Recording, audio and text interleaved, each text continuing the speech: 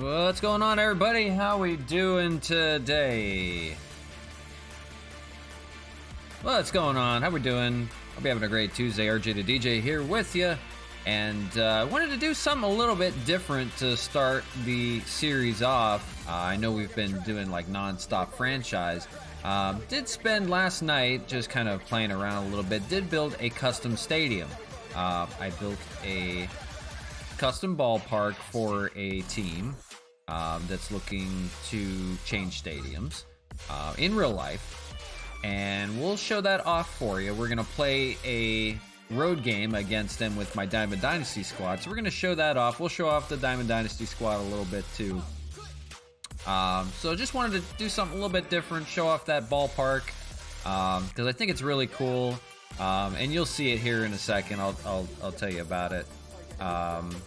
But something a little bit different. Just, you know, I know everybody gets a little bored of the EXPOS stuff all over and over again, but we'll get into that. There's plenty to dive into with the EXPOS franchise because we had a lot go on since the end of the last game. We did make a trade. We did have a injury, and we'll get into that here in a little bit. But just real quick, just wanted to show off this Diamond Dynasty Power Squad, I like to call it, because that's all it is. It's just all nothing but power team, or power players. So got guys out of position, but they do play well. So they play well enough that they can do it. So we got guys all against right-handers in the lineup, and then on the bench we have guys that can hit lefties really well. So just depending on if there's a righty or a lefty on the mound, we can kind of compensate for that. So leading off, we have the Tops Now card, Dylan Carlson of the Cardinals. We grinded out for the Jason Giambi Diamond. It hits 105 power. Love that card. We had him before previously in other Road to our Diamond Dynasty versions. Ralph Kiner. We collected the Pirates. Ralph Kiner, he has a 98 power against righty. We did the Adam Dunn. We did the Reds collection for Adam Dunn. And Adam Dunn's got 106 against lefty and 97 against righty, so got to go with that. Keston Hiura is the only bronze that we have on the team, I believe, but he does have 94 power, plays at second base there. He is playing up, I believe, so he has a little bit more pop against lefties even too. Matt Olson, good player against right-handed pitching. He has a 97 power. So he's going to actually play third base. He's a first baseman or right fielder in this game, but he can, his fielding is 54 at third base, so he can technically play third. Will Smith is going to be our catcher. He's one of the only catchers that's not a diamond, that's 92 power. And Max Muncy is actually going to play shortstop. He plays first, second, and third in this game. If you put him at shortstop, he still has 51 fielding, which I don't know how well that will do, but we will give that a try. Mike Clevenger we have as one of our pitchers, and he's pretty good so far. On the bench, Austin Riley, he hits 99 against lefties. Mike Zunino, the backup catcher, hits 104 against lefties. Eugenio Suarez, also good against both sides, but hits 93 against lefties. He can be a shortstop as well. Hunter Renfroe hits 99, and we got the Adam Duvall Topps card that just came out. He hits 118 against lefties, so we're going to enjoy having him all season long. Just to show the rotation real quick, Mike Clevenger and Blake Snell, two of the Padres players. Basic thing we're going for with our pitching is strikeouts per 9, and we're not really worried about any other stats but strikeouts per 9, because the idea is you want them to not make play in the field if possible. So you want to limit how many people you have as far as base runners, walks, things like that. You want to get more strikeouts than anything, and you can carry on with that. That's always been my philosophy on how to approach Diamond Dynasty, other stuff, you know, even like a franchise. You want guys that are going to have good strikeout numbers because they're going to carry you, especially starters. So Clevenger, Blake Snell, Freddie Peralta's at 87 K9. Chris Archer has an 80 K9, and Robbie Ray also has an 80 K9 as a bronze card. So good players to have. And then we'll show you the bullpen here in a second. We have the rookie Pedro Martinez. He does have a 98 K through 9. in relief. He's going to be our long man. We have 3 lefties. Jake Diekman, one of them, has a 92 K9. Drew Pomeranz, the other with a 90 K9. And Andrew Miller's the other one there is a lefty. Tommy Canley, 99. Can't beat that. Trevor Rosenthal, 99. James Karinchak, 105. And why not? We'll throw him in there. He's a closer for the Indians. Andrew Miller, like we talked about, a 98 K9. So very good relievers, even though they're silvers, golds, out of the bullpen. And then closing it out, we have Jose Leclerc, who has 102 K9. So good strikeout squad there. So just something we've been playing around with. We don't have a lot of diamonds yet. I do have a few that I just got that are, you know, sitting on the bench. Like I got the Robbie Alomar one. And then just a bunch of just different gold players so far. We have the we had the Clemente card. I actually sold it back when it first came out because I wasn't going to use it really for anything. And then I believe nobody in the rotation is a diamond, so we're still working on it. We don't get to play Diamond Dynasty very often, but we do like our power hitters. We like our power squad, so we're going to debut them, and we're going to show off our ballpark. Like I said, we're going to do just a CPU play. And the team we're going to be playing in their brand new ballpark that I just built, the Oakland Athletics. And if you followed anything with Oakland, they've been trying to get a ballpark for years. They have not been successful in getting their new ballpark. There's their old ballpark, Rickey Henderson Field at, I don't even know what they call it now. It used to be the O.Co Coliseum, Oakland Coliseum. I don't know what the hell they're calling it anymore. So they have a Rickey Henderson Field on here. So that's been their ballpark for years. It's a football multi-purpose stadium. The Raiders moved out, so they don't really need it. So we decided that we were going to build the stadium that they have been drawing up designs for. And if you know anything about it, as my game just froze there, I have to give it a second to come up. Hopefully our servers will actually hold up and long enough that we can actually play something there. And we're just frozen right now, so this is great live television, you know. Just waiting. We'll see. We'll see if it decides to do anything. Well, of course I was in the middle of a conversation. So the A's decided they wanted to have a new design for a ballpark that they want to build coming soon in the future. I'm gonna have to back out of that and start over again, apparently. And we spent the time last night putting that ballpark together. And apparently, you can, that's the reason why it wasn't frozen. Apparently, you can't play a custom ballpark as an away team. So we're gonna have to play as the home team against them, and I didn't know that. Oh well, it is what it is. But we'll show it off with them in the game at least. Let's put it that way. So that explains everything. I learned something new. You can't play a road game in a custom ballpark. So that's another one I did too, just a little minor league ballpark there with the Ferris wheel and everything in there. We'll get into a lot of these games at some point. I did one that's like a football, kind of like the A's Coliseum. That's a football multi-park. The one I want to show, Howard Ballpark Terminal, the new home of the Oakland A's. And it's a pretty nice ballpark, I will say. You got the water out in the outfield. You're right on the pier. We got like the cranes and everything out there on the water, everything like that. But the big thing about that ballpark, and I'll show you, is you have the grass that goes from the top of the ballpark and trees, slopes all the way down to the bottom of the ballpark. And it's a really cool setup. It took me a while to work on. I couldn't get it perfect on there, but I tried like hell, do the best I could with it. But I think it looks really cool. I think you'll really enjoy it. So just wanted to do something a little bit different today.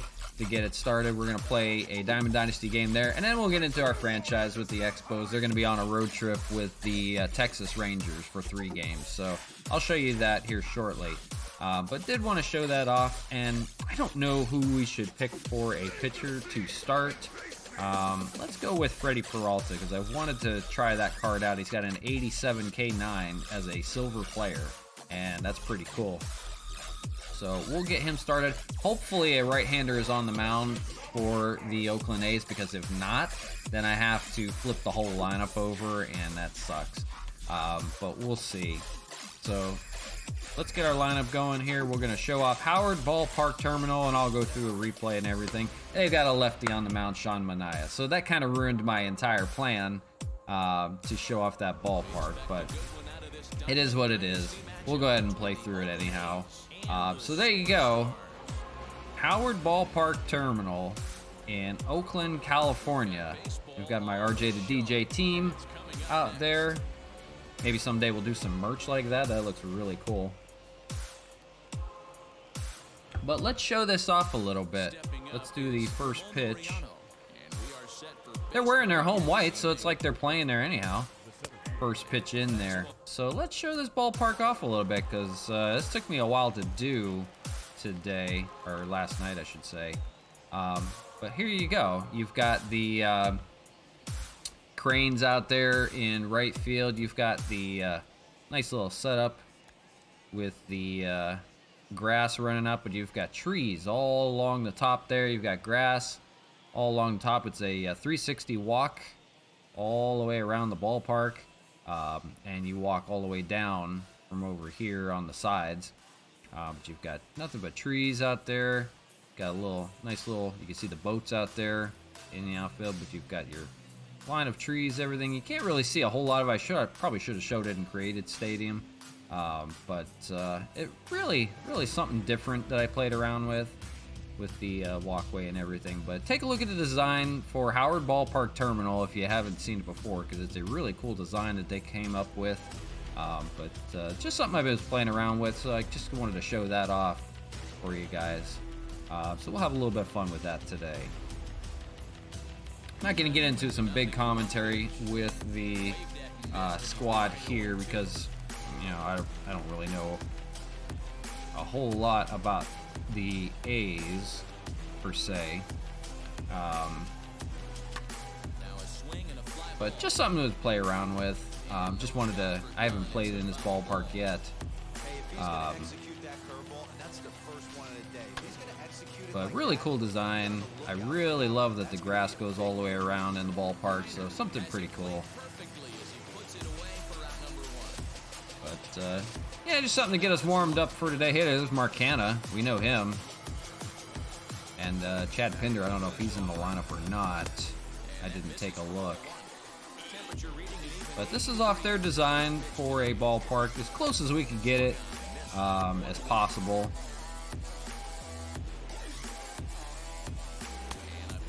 We did the best we could with it. There's a swing and a miss from Peralta. Matt Chapman, he's a diamond. But yeah, the biggest thing with pitching, if you don't have diamond players, you want to get some good strikeouts. Don't want to get guys on base. Don't want to limit the damage a little bit. So if they can't get on base, they can't score, and they're going to limit the home runs as well. So that's the name of the game, basically. When you're building a squad, make sure you get somebody that has some good strikeouts. At least that's, just my piece. But so we have to change the lineup up a little bit. I know we had our regular lineup, but we do have a lefty going, and that kind of screwed up our entire lineup, to be honest. Because even like somebody like Giambi is not going to be able to play, I don't believe. We'll have to see. Dylan Carlson is a switch hitter, so I'm going to leave him alone. They have Sean Manaea pitching. We got the blue bat, the Jackie Robinson Foundation bat going on there. So we're all blue and white today. Our road uniforms, I believe, have the gray and red in it, kind of like the Expos do. So this is our Diamond Dynasty squad. We haven't played a lot with it, but did want to check out this ballpark just for the hell of it to show it off. I thought it looked really cool with all the trees and everything. Yeah, that's a pretty good shot out there. That's caught. That's Jason Giambi, and he does have 72 power, so we'll let him go. I'm gonna let guys at least try to hit at least a little bit. Show him off one time, maybe. The Jason Giambi card that was the rookie card actually had him playing third base, so it's something I could have used, but it's not very powerful. But that was a pretty cool card too, his rookie card. Ralph Kiner. We grinded out for the collection for the Pirates, which is pretty easy to do actually. They don't believe they have anybody over a silver in their roster anymore. So that was pretty easy to do.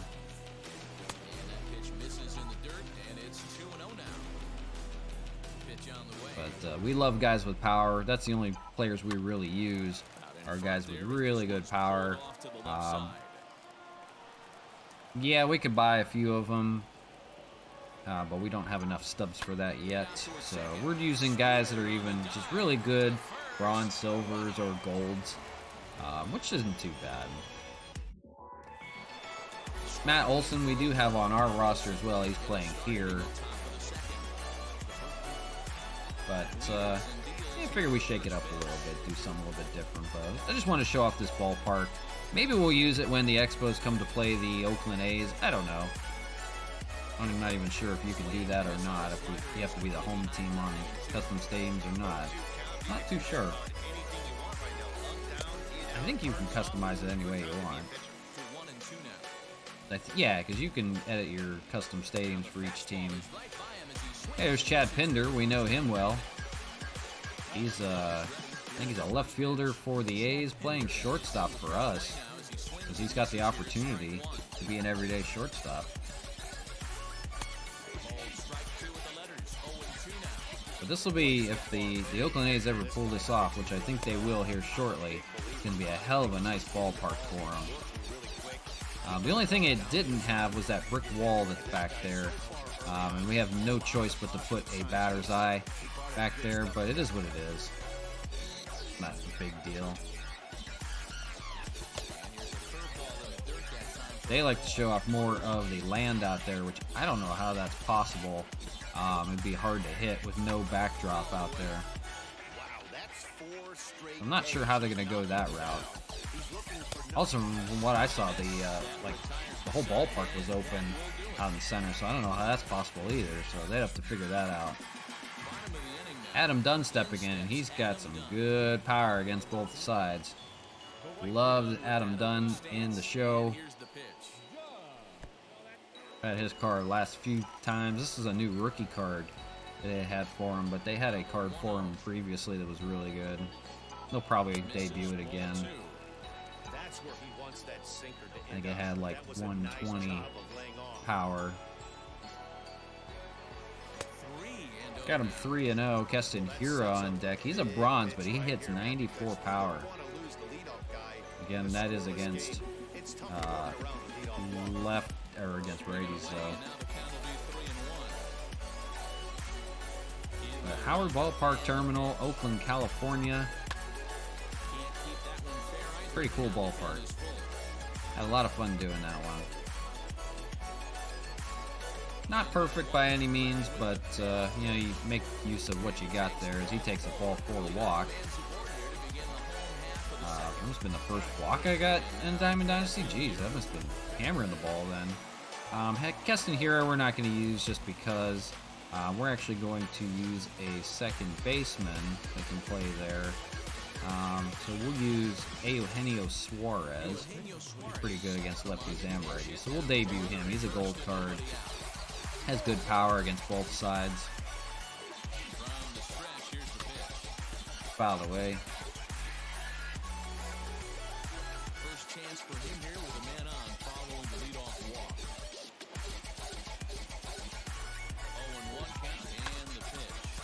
thought it came out pretty well.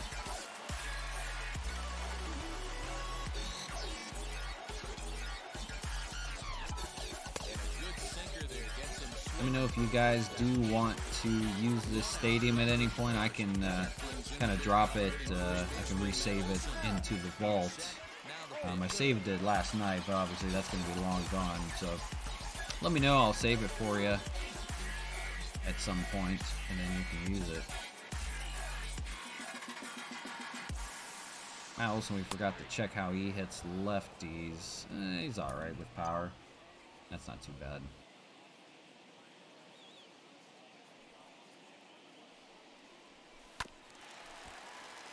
But, yeah, a little bit of just something different. Maybe we won't play a full game, you know, maybe we'll like to just grind it out, get some XP.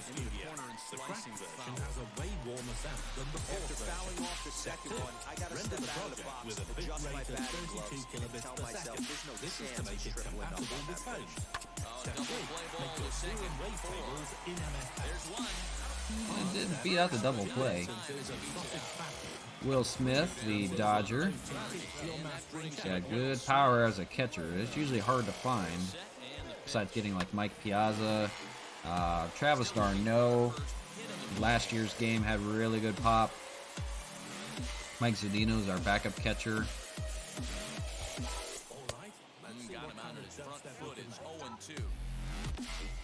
Actually, probably should have used him against a lefty, but we'll run him one time through the lineup at least. Yeah, he's only got 68 power.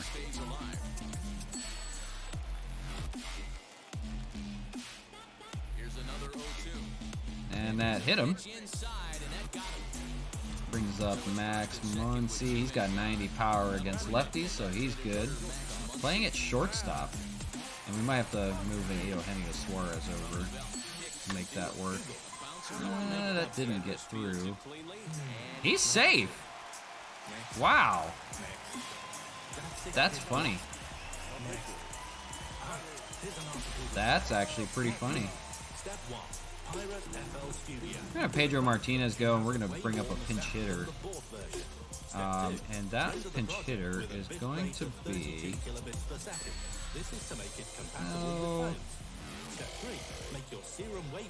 I gotta think about who I still want to use. You know, we'll put Zunino in the hit. We'll leave Will Smith out there.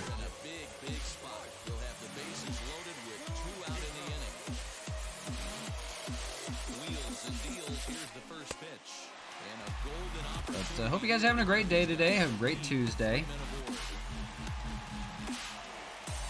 Just, like I said, just doing a little bit of Diamond Dynasty first before we get into the Expos season again. So basically to recap, well, I might as well recap the Expos.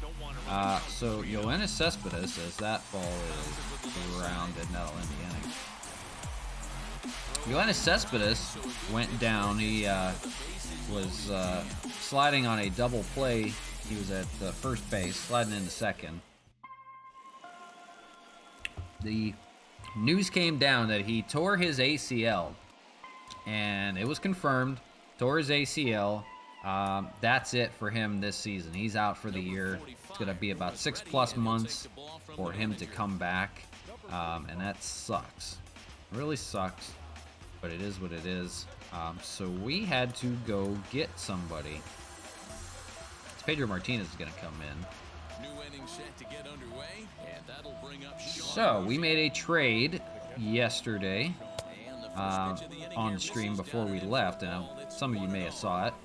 We went to the Cleveland Indians and asked for some help offensively, and we acquired Franmil Reyes, a big bopper who's going to play right field for us. He's not a great defensive right fielder, but he does get the job done, but he hits hard.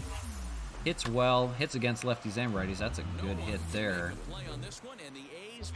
The A's are going to win at their ballpark. I know that for sure. But the main trade with the A's, we did acquire Oliver Perez and Nick Whitgren, two relievers, lefty and righty, in that Indians bullpen to kind of bolster ours a little bit. We needed help with the left-handed relievers. Even though they were doing well, we didn't have much to offer there. So we traded Sean Gilmartin and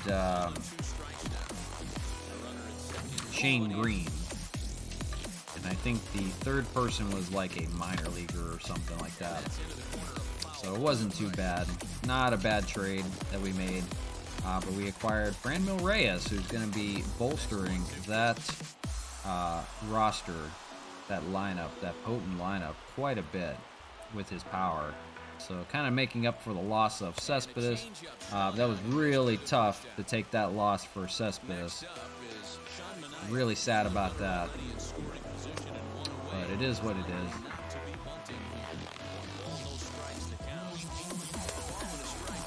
We will definitely miss Yoenis Cespedes in that lineup.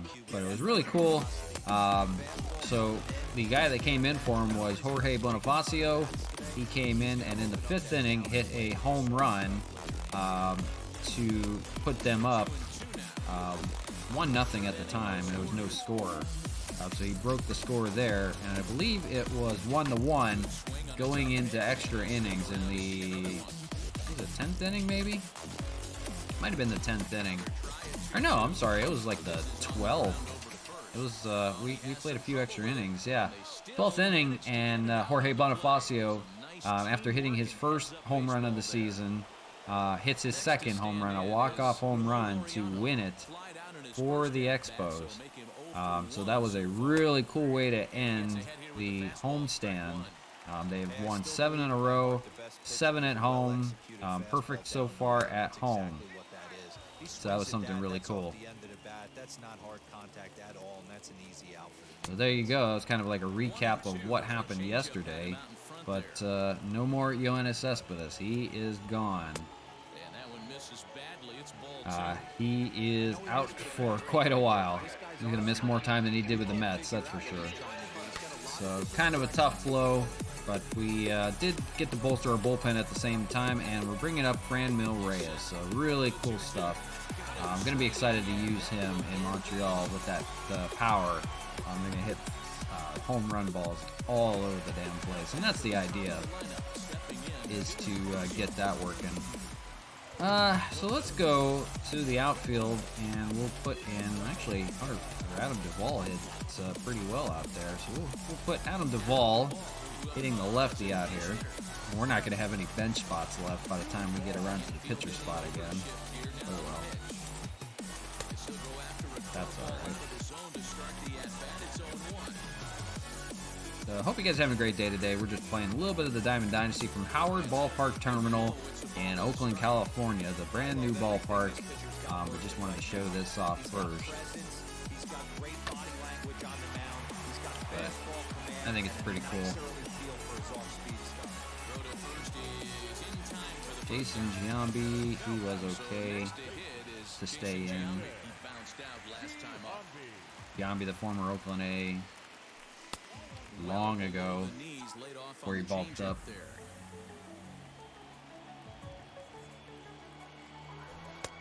And 2-0 now as this misses below the knees. Here's the pitch. Well done. He got a little base hit there. Yeah, we'll grind out some Diamond Dynasty here real quick. And then we'll get into some ball games. Don't want to use too much of my voice for this because it doesn't matter. But like I said, just wanted to show off that ballpark.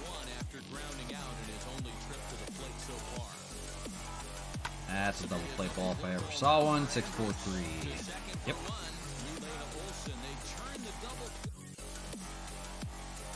We're really tanking with this team right now. He's got the sinker ball going. Oh well. Wouldn't be sad if Mark Cannon hit a home run for them. I mean, it is their ballpark. They should be allowed to be the home team, but they're not.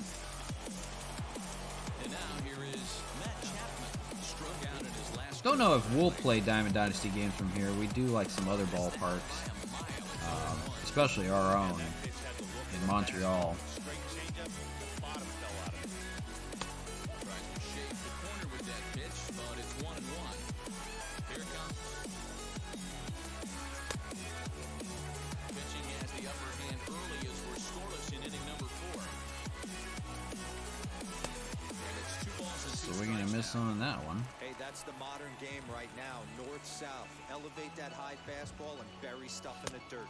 Getting some good swings and misses is Pedro Martinez with that 98 K9. Strikeout on the changeup. Matt Chapman is sent packing for the second out of the inning. Matt No Olson complaints is about standing that. For a second time here as he swings and misses there. It's 0-1. Oh, Smoked the other way. he got High and burned. deep to left. And Little short goodbye. porch This there. one ain't coming back. Matt Olson, who's on our squad. Oh well. And that brings up Chad Pinder. And he fouls this Chad one Pinder, out. old friend. 1 for him here in this one. Into the windup, here comes the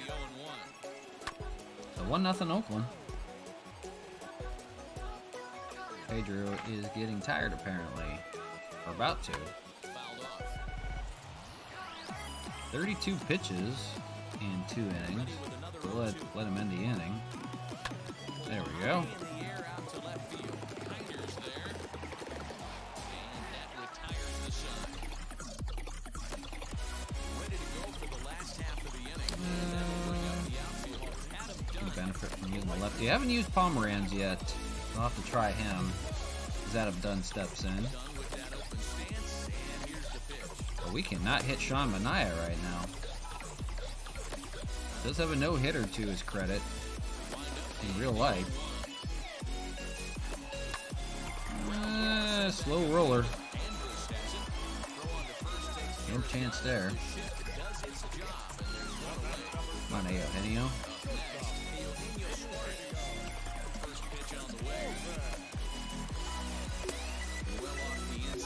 I don't like pitchers that only offer a sinker and not a fastball with it because I cannot hit sinkers as well. Unfortunately. You get too much drop right at the end and you just ground it all the time. And that's the idea of a sinker ball pitcher is that one's hammered pretty good. There we go. Home run there. Eugenio Suarez.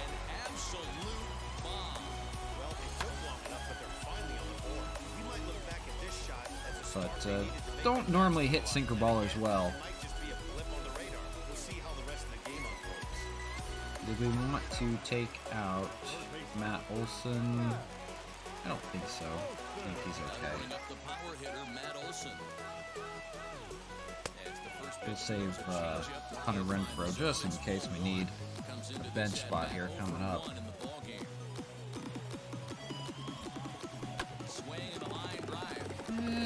Fell. But sadly for him, this will head straight to the center fielder as he puts it away without much trouble for the second out. Big Will getting jiggy with it. Now is Will Smith. Fresh Prince.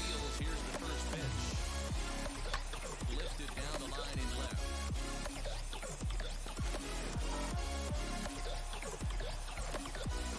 Wind up and the 0-1.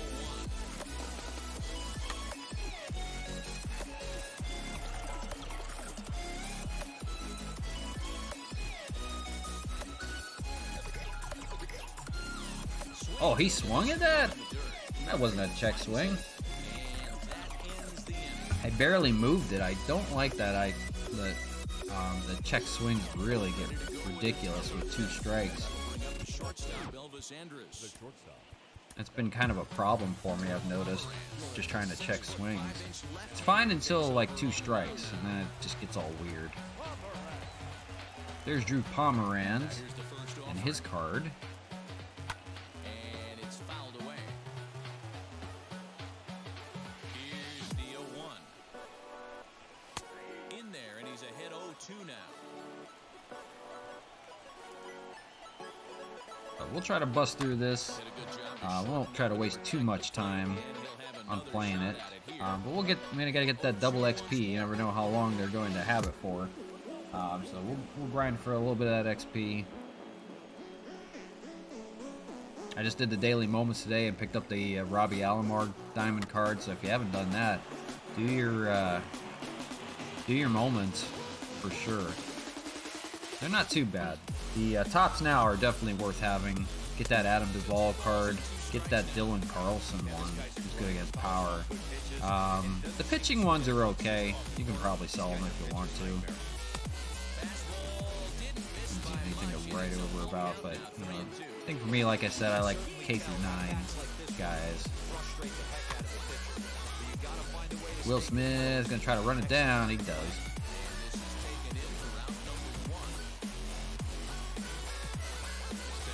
Sean Murphy. Tie game, top of the 5th.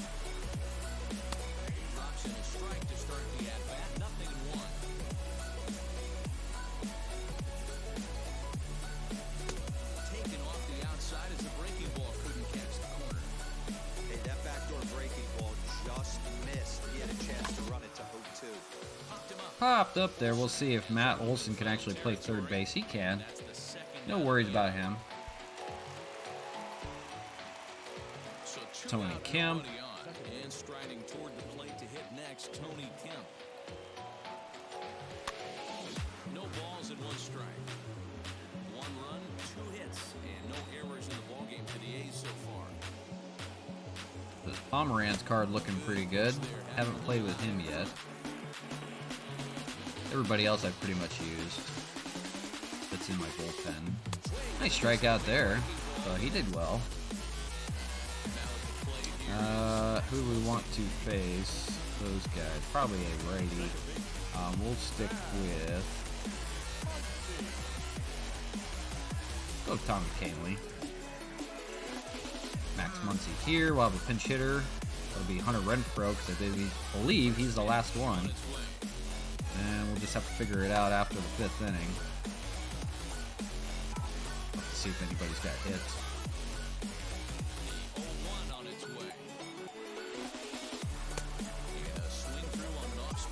I hope this game doesn't go to extras. I'm not looking forward to something like that.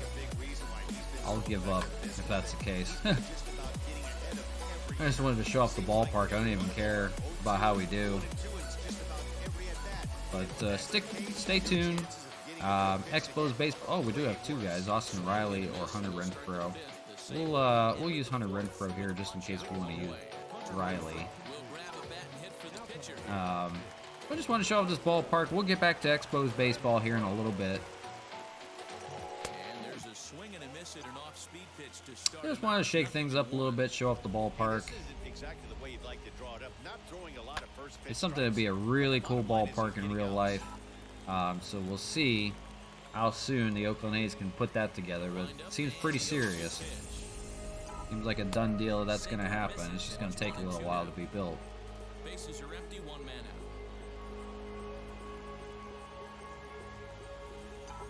Even 2-2 count to Hunter Renfroe.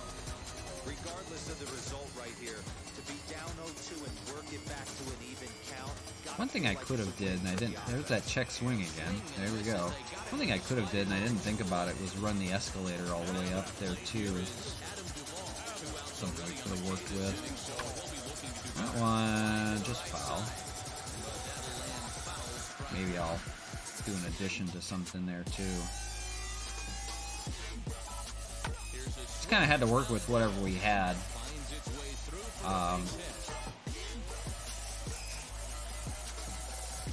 So we just made do. Yambi steps in.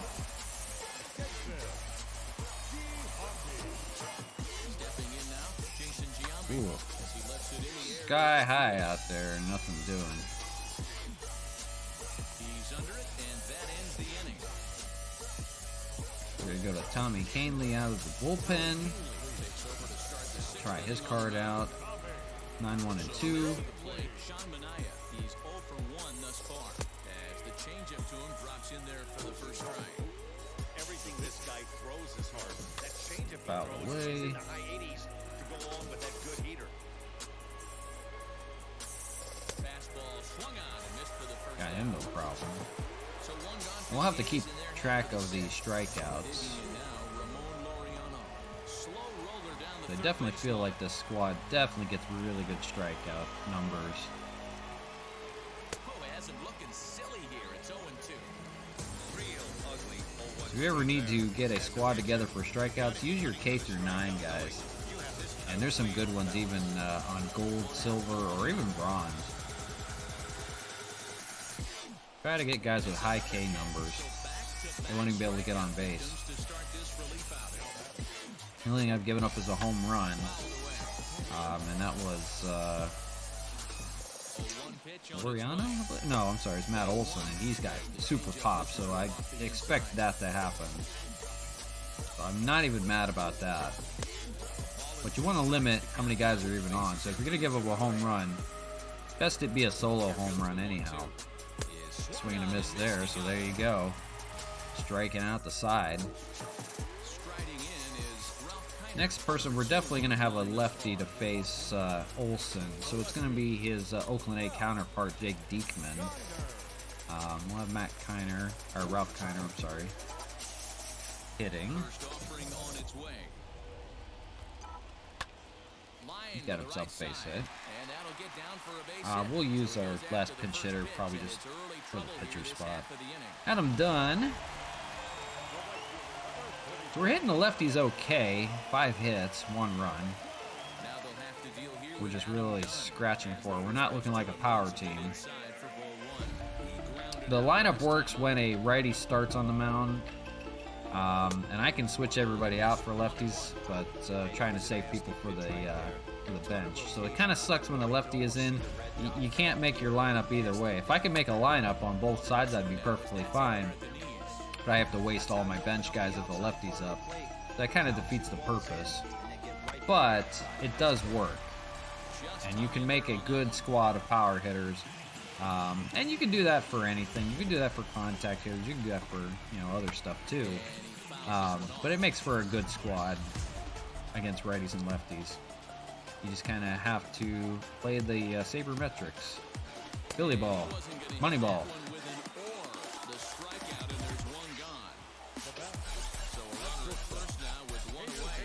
It's fitting because we're playing the A's. There you go. Hey, Eugenio Suarez. He almost wanted to go through his swing.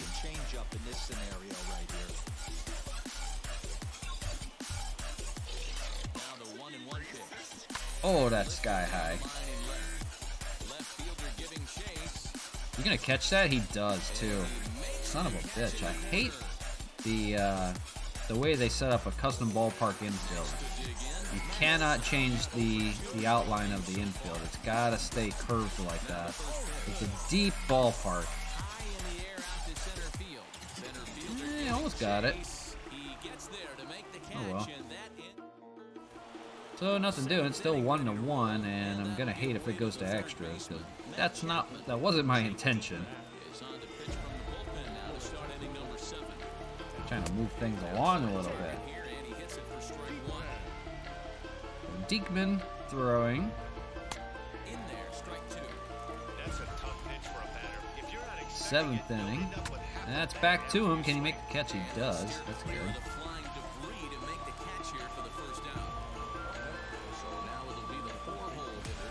EXPOS baseball coming up next. We'll have the series from Texas. Live from Arlington, Texas. Globe Life Field. EXPOS baseball on the show.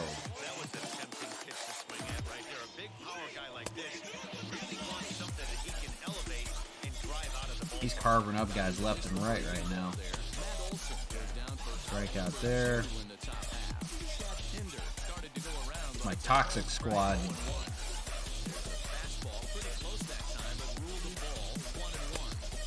Swing and miss. A lot of swings and misses, which is really nice. And really limit the damage with it. It's a good squad. As long as you make contact, that's the biggest thing. Pitching next will be, looks like maybe another lefty. It's going to be Andrew Miller. He'll pitch the 8th inning. So Oakland has some potent hitters against right-handed pitching.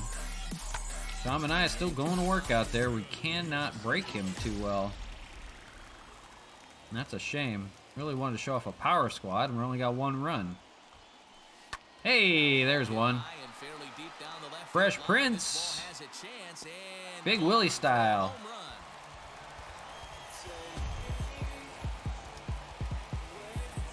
Attaboy. So there they go. They go to another lefty, Adam Kolarek, your former Dodger. So they're just going to keep that going. That's okay because we're going to use Hunter Renfroe, I believe. Or, I'm sorry, Austin Riley off the bench. That'll work out well.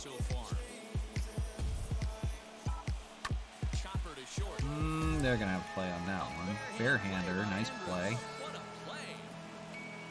So Austin Riley, our last bench guy. So if it gets anything beyond that, we're not going to be able to use anybody. But let's see if he can hit a lefty. 99 power against lefties. But you don't see a sidearm one very often. Kolarek is a tough out. Well below the knees, laid off on the changeup there. Oh, throw me fastball. There you go.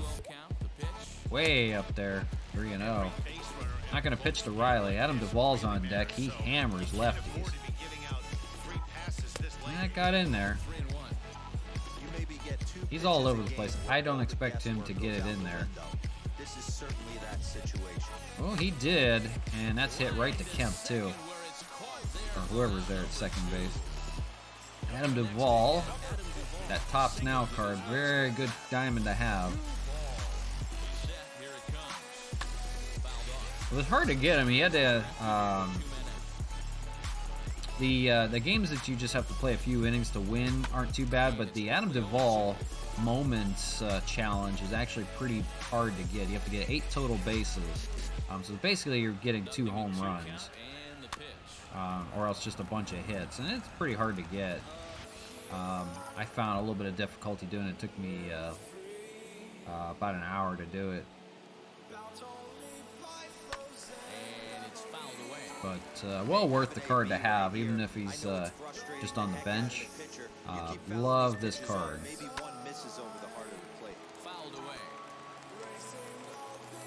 So we do love the Tops Now cards because they usually show off some really good power or some really good strikeout numbers in pitching. We love using those. We had a ton of those last year. Aw. Play for the catcher, Sean Murphy. Well, I hope this isn't going to stay in extras. Because that is not what I wanted. We'll intentionally throw the game if we have to. Andrew Miller will throw.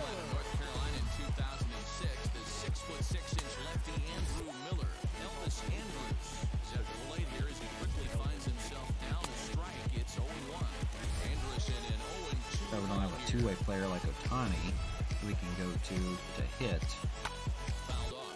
That would be nice.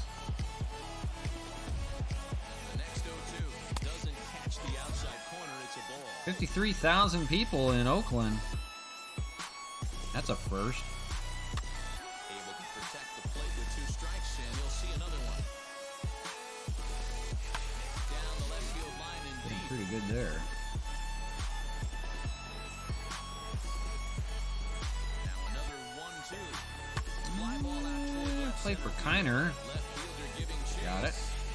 The outfield's been quiet out there. It's been mostly strikeouts and infield grounders. So one thing I love about this team, keep the ball on the ground. If you're going to hit it, if you're going to hit a home run, don't let anybody be on base. Give yourself a chance to come back. Oh, I forgot it is 2-1. So I don't know what I was talking about where it's tied. Strikeout there.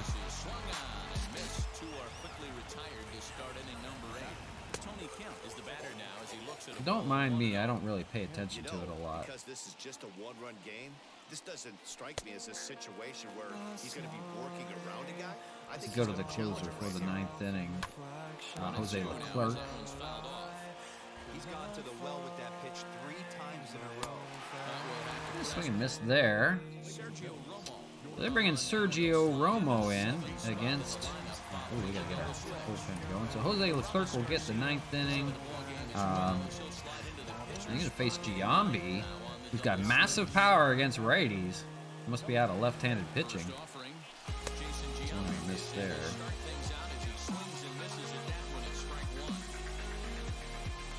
Last I saw a picture of Sergio Romo. He didn't have his beard, and it was weird. He looks totally different. Looks like a kid. What else was it? Oh, and the Yankees, Rougned Odor had to shave when he got sent over there in a trade because they don't allow facial hair on the Yankees, and he looked totally different. He looked like a 15-year-old. It was weird. Like if I shaved, I'd look like a 15-year-old probably. I mean, that's flattering, but you know, I like my my little bit there. Adam Dunn, 0 for 2. Finally get to see a right-handed pitcher, even it being a sidearmer.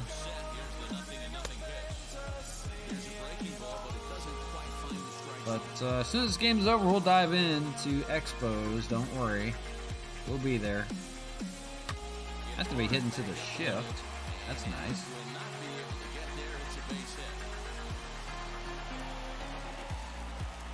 Hey, Eugenio Suarez.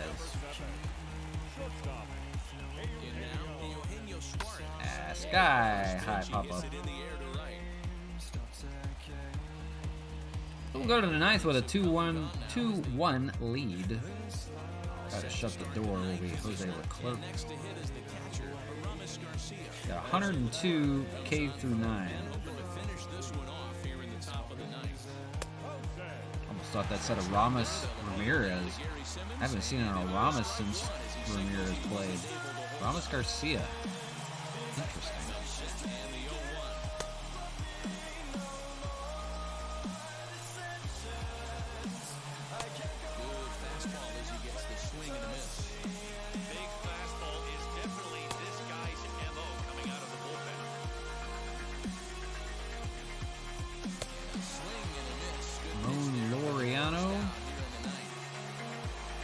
Fans are trying to get excited about the A's trying to come back. They don't have the drums out here, which sucks. I would have loved to move the drums and noise, things like that out here.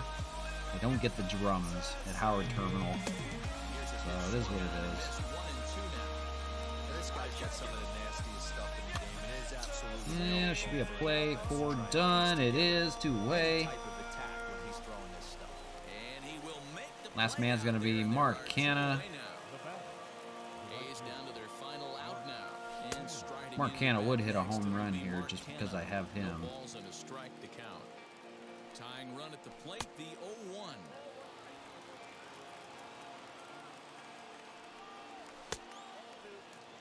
One-run game here in the top of the 9th. A little early, and now it's even at 2-2. A crowd of over 39,000 on their feet. Oh, come on. Fine, I'll make the chase. There you go. There you go. The RJ squad gets the victory 2-1. So we got a little bit of play from the Howard Ballpark Terminal. So we will get into some Expos baseball now. I saved my voice for it. We'll see what kind of card we get. We just get a little card there. Not too worried about that. Oh well, we got some XP that went with it at least. So let's get into some franchise baseball. Why don't we? So finally. So like we said, last we left off, the Expos won it. Extra innings, 12 innings, 3-1. Last game of the homestand. They swept the Mariners. They swept the Red Sox at home. So that ballpark paying dividends right now. They're 7-0 at Labatt Park. So it is on to Texas for 3 games and 2 games in Miami. A little quick road trip back home to play Oakland and New York. Will be a great series. Oakland, I'm not sure. They're 3-10 in this game. So completely, everything's upside down from what it used to be in real life, apparently. And New York is 7-5. So there you go. We are in sole possession of first place, 2.5 games in front of the Blue Jays now moved into second place. So they had a pretty good series. Not sure who they played. But the Yankees fell to third place, 3.5 behind. So we'll see how that holds up. One thing I do want to do is make sure I'm not missing any transactions. Ryan Sheriff, we don't need him, so we're good there.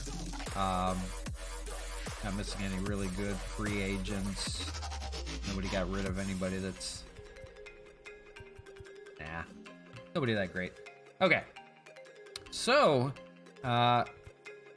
like we were also talking about, we did have to make a trade, and we acquired Franmil Reyes. He's taken the place of Yoenis Cespedes, out with an ACL sprain. He's going to be out for the season. We will no longer have him on the year.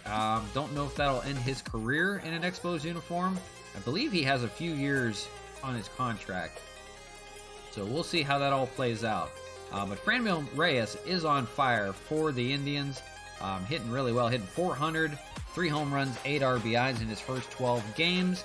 Not sure how much they've used him, so don't know if he's going to get the start in the first game on the road, so we'll have to take a look at that, dive into that a little bit.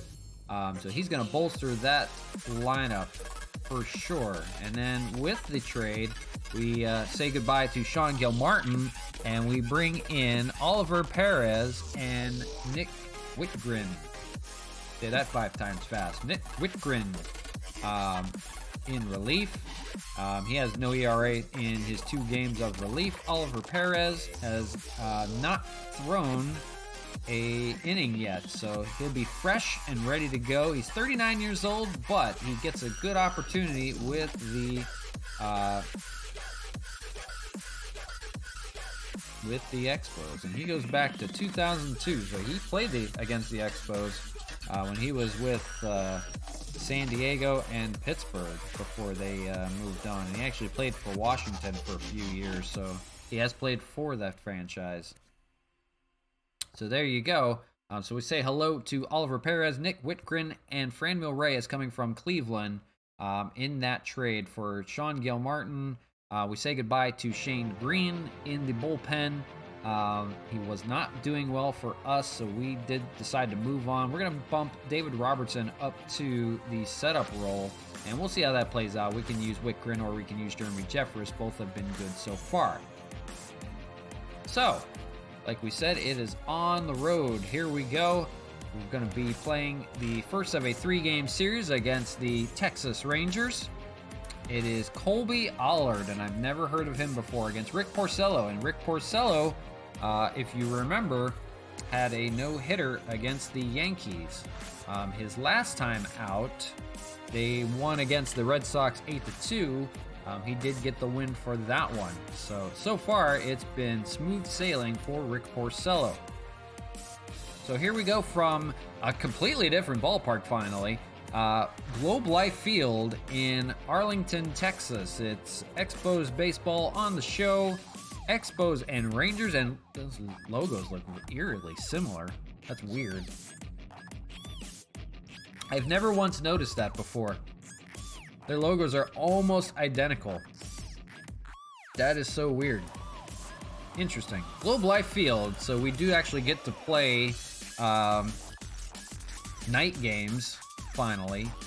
Overcast skies, so they are going to have the roof still open. And it's going to be Rick Porcello, 2-0 with a 1.13 ERA against Colby Allard. I've never heard of him before, so we're going to learn some guys. They have some big offensive guys on their team. We need to make some moves here. We're going to have to give a few guys a day off. Another lefty is on the mound, and that sucks. Chad Pinder's going to have to be benched. He has run ship. So Neil Walker will come in. We'll probably use Jorge Bonifacio in a spot here. Who else needs a day off desperately? Christian Colon probably needs a day off as well. So let's see if we can use Bonifacio or not. I don't know that we can. Don't think we're going to be able to use Jorge Bonifacio as well. So we're going to need a third baseman. play. This is going to be Greg Garcia. He's going to have to face some left-handers. He's going to play shortstop. Neil Walker will play third, and Sean Rodriguez will hold up over there. So guys are getting a little bit tired out there against lefties. That's a shame. I don't know that we want to make any other moves or not.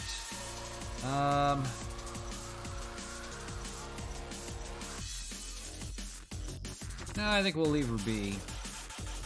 I don't think Bonifacio. We'll give Bonifacio the day off. He had a great day, 2 home runs. So we'll give him the day off. So we need to put a lineup together. And that's going to look as such. That'll look pretty good. So Joey Rickard, Matt Kemp, Mark Canha, Franmil Reyes in the Expos lineup. The Montreal fans will have to wait a little while to see him. They'll have to wait for a 5-game series. And then Ryan Braun, Matt Wieters, who has been super excellent against left-handed pitching. So that will work pretty well. So here we go from Globe Life Field in Arlington, Texas. And we welcome you to the show. Expos Baseball on the show. And it's overcast skies and the roof is open. They should have closed the roof. Boy, this is weird. But it is what it is. We'll have to play through the overcast skies. And there you see those gray and red road unis. Those are a custom one that we've done. Something a little bit different for the road uniforms. They wear blue at home and red on the road. Kobe Allard, 2 starts at 1.64 ERA. He's been good so far. No record to speak of. But 12 hits in 11 innings, 8 strikeouts and 3 walks. So leading things off will be Joey Rickard, and Montreal will have to find a way to win on the road. Here we go from Arlington, Texas. First pitch from Allard is in there with a changeup for a strike, and we're underway. Thank you for joining us from Arlington. It was a long 7-game homestand, and it's off to Miami after this. We'll see how they can fare on the road. With sole possession of first place, I believe it's the best record in baseball as well. They are 2 losses so far. So 11-2. Here's the 2-2. Evil Dragons, hey, how's it going? Welcome back. Hope you're having a great day today. We're just getting started. Top of the first from Texas. Matt Kemp stands in, hitting .345. He's bumped up to the 2nd spot in the lineup. And that's a comebacker to Allard. He's going to throw to first to get the out, 2 away. They didn't miss too much. Evil Dragons were just playing Diamond Dynasty, actually. We're showing off a ballpark I built for the Oakland A's. Howard Terminal Ballpark. If you haven't seen that ballpark, check it out. But you can go back and check that out a little bit later on once the stream ends. But it was a really cool ballpark that we designed. But we're just playing around with our Diamond Dynasty team, so I haven't missed anything of franchise. As Mark Canha lines it in the right field, and Gallo will not have a play. Took a stab at it, but does not get it. Drops right in front of him, so does not get by. A 2-out hit for Mark Canha. I'll bring up the newest Montreal Expo, Franmil Reyes, acquired in a trade with the Cleveland Indians. He's going to be the everyday right fielder for Montreal now that they have lost Yoenis Cespedes. They've lost Yoenis Cespedes to an ACL injury. He is out for the year. His first pitch going to be, second pitch going to be grounded up the middle there, but a play at second to retire the side. So nothing doing for the Expos in Texas. Middle of the first, Rangers coming to bat. It'll be Rick Porcello on the mound. He is a recipient of a no-hitter so far this year. He's 2-0 with a 1.13 ERA. So far, he's been good. He has no walks and 12 strikeouts in his work so far. Of course, we mentioned that no-hitter.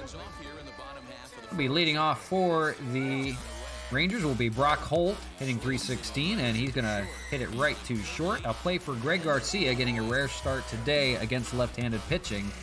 Just too many guys need a rest today. The lineup for the Rangers looks like this: Brock Holt, Nick Solak, David Dahl, the former Rocky, Joey Gallo, Chris Davis, Willie Calhoun, Charlie Culberson, Sherton Apostle, and Jose Trevino. Being Nick Solak hitting .319. Rangers are hitting well so far this year as Porcello deals 1-0. Expos 11-2, best record in baseball. Never thought I would say that.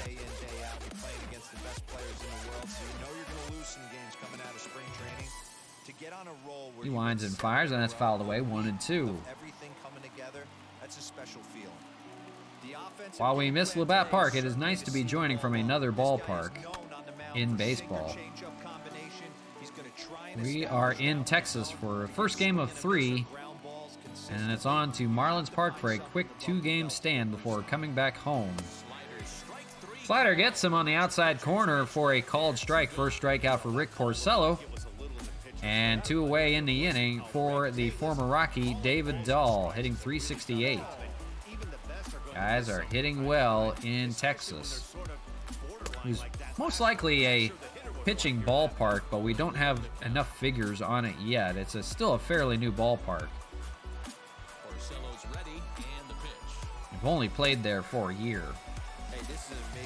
We did host the World Series and playoff run NLCS there as the Dodgers won the World Series in Texas, but we still don't know a lot about this ballpark. It seems to be a pitching ballpark, though. It does hold up pretty well. Its counterpart, Globe Life Park in Arlington across the street, which is still standing, used to be a pretty good offensive ballpark, so yin and yang, I guess. The Rangers would love to have a good pitching ballpark if they can. So there you go. 0-2 to David Dahl. That's going to be hit into the shift, and a tough play for Rodriguez, but he gets there and fires the first to end the inning.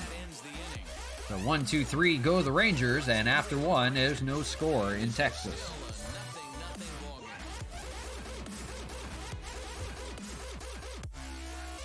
Going to be 5, 6, and 7 for the Montreal Expos. To be Ryan Braun, hitting well, .310, 5 home runs. Colby Allard goes back to work, and his first pitch is a cutter called for a strike. Braun 1 for 4 with a single in his last game. His second pitch is hit well out to right field. That's going to just hook foul. That would have been just right by the pole. In fact, they say it's 5.4 foot outside of the foul pole.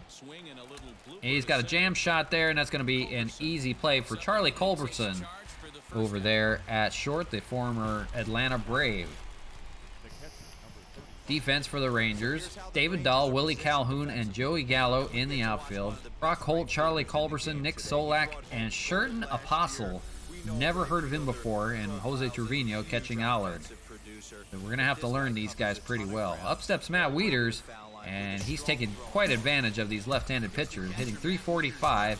Had a great day, and he hammers a ball already. First pitch. That is going to stay in the yard, though. And that's a play for Calhoun out there. So first pitch swinging, almost had a home run. I'm going to bring up Sean Rodriguez hitting .320. Quietly hitting .320. Does have a few home runs. In fact, those 2 home runs have come in his last 4 games. And he's going to have a base hit to right field, and Joey Gallo will fire it back in with a 2-out base runner for the Expos. I'm going to bring up Neil Walker hitting .179 in today because he is a switch hitter, but not hitting it well from the right side. He is better from the left, and that'll be a first pitch grounder for the 3rd out. No problem there by Brock Holt. So we go to the bottom of the second inning, no score in Texas. It's going to be 4, 5, and 6 for the Rangers. The light tower power of Joey Gallo stands in, hitting .326, only 2 home runs so far. But you have to play him carefully. At any given moment, he can hit it in the upper deck.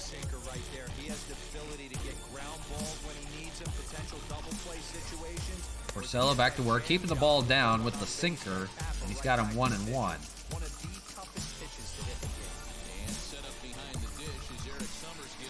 Fouled away there, 1-2.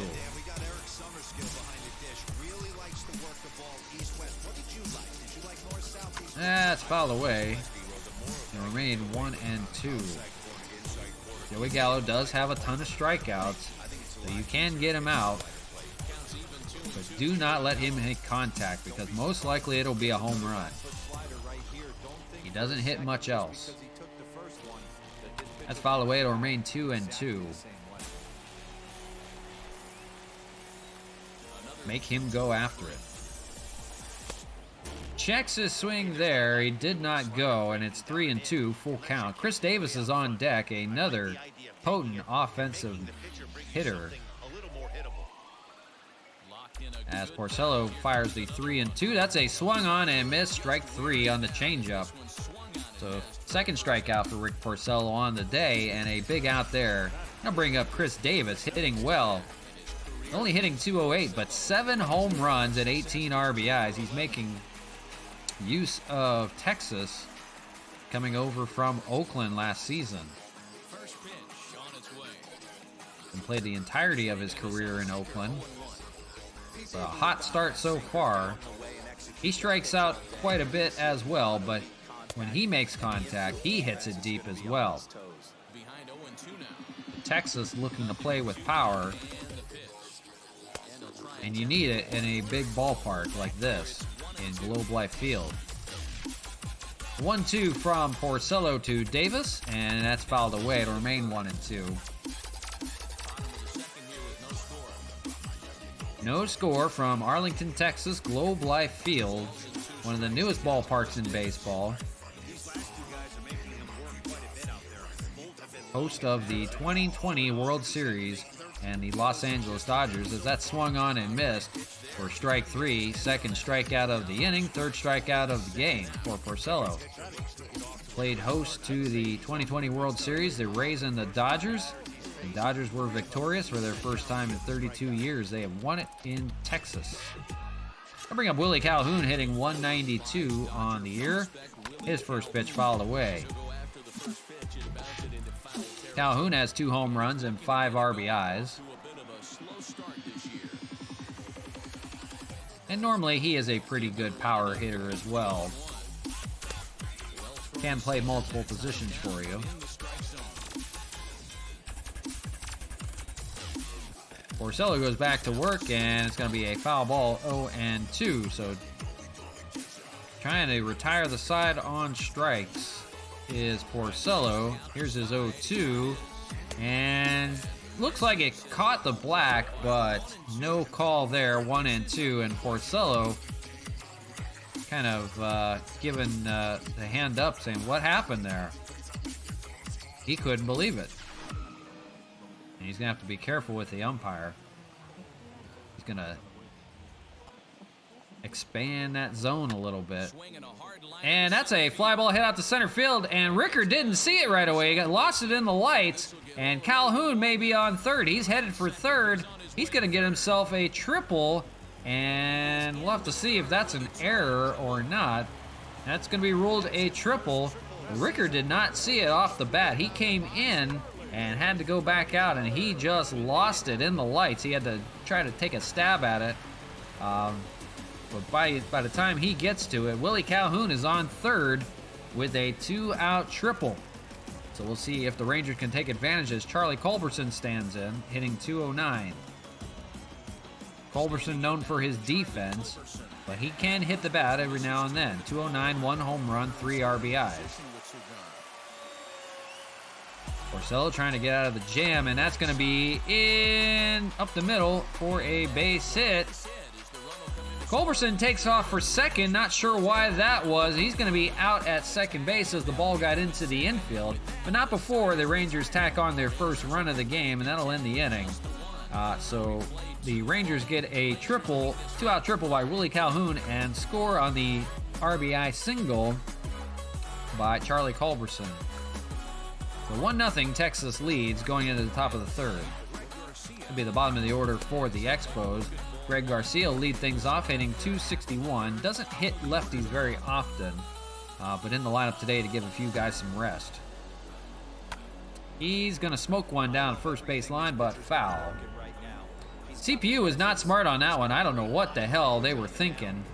They thought we were going to nonchalantly get the ball back in, apparently. Even if I had thrown it to the cutoff man, it still would have had an out at second. I don't know what happened there. That's a play to short for Culberson, and he'll make the play there for the first out of the inning. Yeah, super strange. I've seen him do some weird stuff, but I don't know. Joey Rickard stands in 0 for 1. He made that blunder out in center field. He's going to hammer a ball out to left field, but that's going to hook just foul. Just missed it by a little bit. Kobe Allard, his 23rd pitch of the game, and that's going to be roped down the left field line, just foul, just missed that one as well. Seeing the ball well is Rickard. Checks his swing there, but they're going to say he went, and that's a strikeout. First one of the day for Allard. That'll bring up Matt Kemp 0 for 1 with a ground out back in the first inning.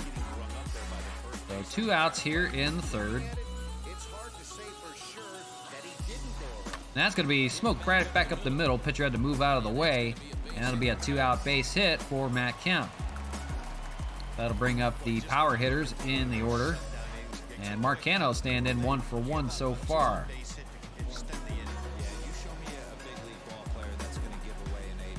First pitch in with the cutter, 1-0. Top of the third from Globe Life Field in Arlington, Texas. The Rangers have a 1-0 advantage.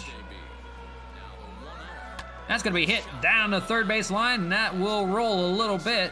It's going to be station to station, first and second for the Expos. They won't try it at third for the third out. So Mark Hanna staying hot. He's 2 for 2. And they've got something cooking now with Franmil Reyes, 0 for 1 so far, standing in. Franmil, the newest Expo, fouls it away, 0-1. Taking the place of Yoenis Cespedes is Franmil Reyes. And 0-2, they get the call on the curveball, and Rick Porcello is not going to be happy about that when he sees that. Because that's where his pitch was, and that got called a ball. He's going to have a legitimate gripe when he comes back out. And it's going to be looped into left field. That's going to drop for a base hit. The run should come into scorer. They're going to fire it to the cutoff man, but not before the Expos tie the ball game 1-1. It'll be first and third with 2 outs. That was an RBI single for Franmil Reyes. And welcome to Montreal. You've got yourself an RBI single and a tie ball game. Expos still threatening. They have Ryan Braun standing in. 2 outs, first and third, top of the third. 1-1. Expos trying to continue their hot hitting. Allard fires. Oh, I hate these people on here. They need to go away. See you later. What is your favorite food from Evil Dragons? My favorite food... Oh, geez. I don't have one per se, but I do like steak and tacos. And you can put that together, so you might as well say steak tacos. We'll say steak tacos. So I do like good Mexican food. I do like good Italian food. But I do like a good steak. So you can kind of put it all together there. Yeah, I got these bots. I get one every day. I'll have to get a bot that can do that for me. They just want to make me famous, that's all, you know. But yeah, I love food. I can eat just about anything. That's 3-2 to Ryan Braun. But yeah, get me a good taco. I'm good for the day. I haven't heard anybody that hates tacos. That's gonna be hit pretty deep, fairly deep out to left field, but that should be a play there for the left fielder Dahl, but not before Franmil Reyes ties the ball game up with an RBI single. And going to the bottom of the third, we are tied at 1.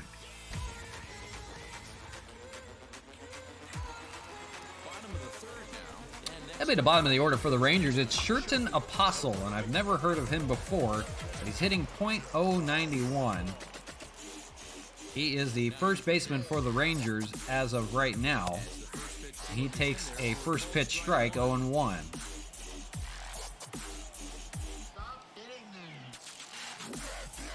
Swing and a miss there, 0-2. Rick Porcello back out to work. 35 pitches so far in the game.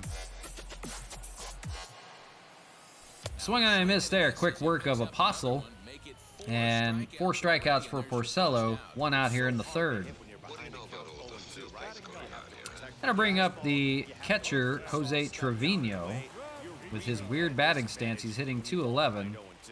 He's actually throwing my timing off on the pulse pitching because he's shaking his bat up and down at the same time over the zone. That's very weird. Trevino trying to tease the pitcher, I guess. Kind of throw him off. He's got him 0-2 here, does Porcello, and he's going to swing and miss on the slider outside in the zone. So quick work of Trevino for his 5th strikeout in his first 8 batters. That'll bring up Brock Holt, the top of the order for the Rangers, 0-1.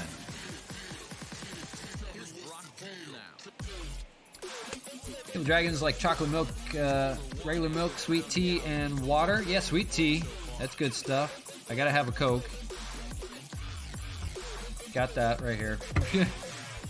As that's popped up to left field, play for Braun, and he just makes a catch to retire the side. A little shoestring catch there by Braun, and that'll retire the side. So at the end of third, 1-1 tie game. Do have an occasional beer. Not too good on hard liquor or anything like that. Weeder's got himself a leadoff base hit. But yeah, good sweet tea, a Coke, something like that. That's good for me. Ideal day, take me out to Texas Roadhouse. Give me a steak and a sweet tea. Oh man, I'm good. Set for life. John Rodriguez stands in, the 7-hole hitter, 1-for-1 on the day. Runner on first is Weeders. Top of the 4th from Globe Life Field, 1-1 our score.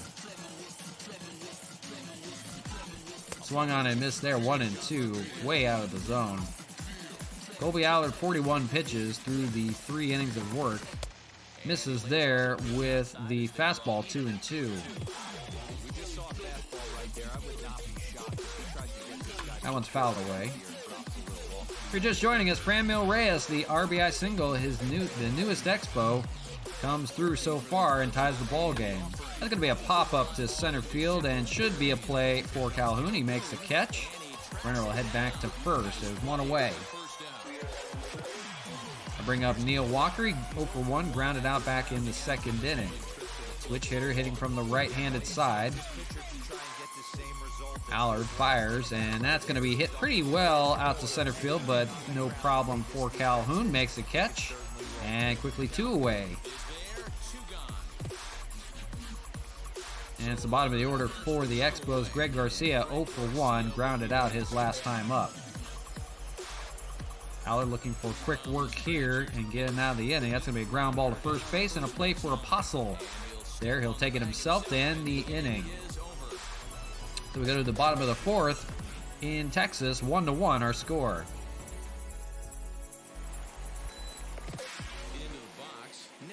It'll be 2, 3, and 4 for the Rangers. Nick Solak will lead things off, hitting 0 for 1. Struck out his last time. Rick Porcello back to work. Just misses with the sinker, and man, he's getting shortened on that strike zone. To keep it up, he's going to get thrown out of this ball game. Let's hit over to short, and a play for Greg Garcia, and quickly one away. David Dahl stands in, 0 for 1, grounded out back in the first.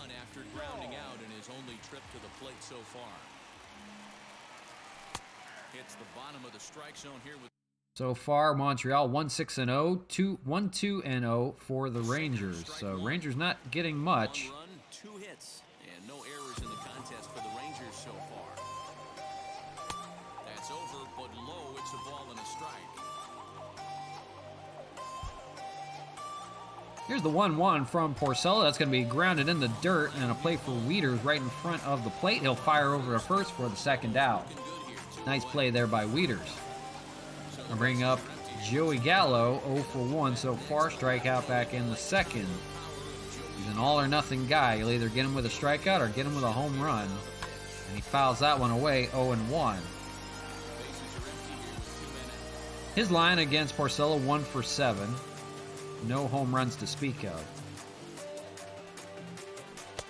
Drops a changeup in there, 1-1.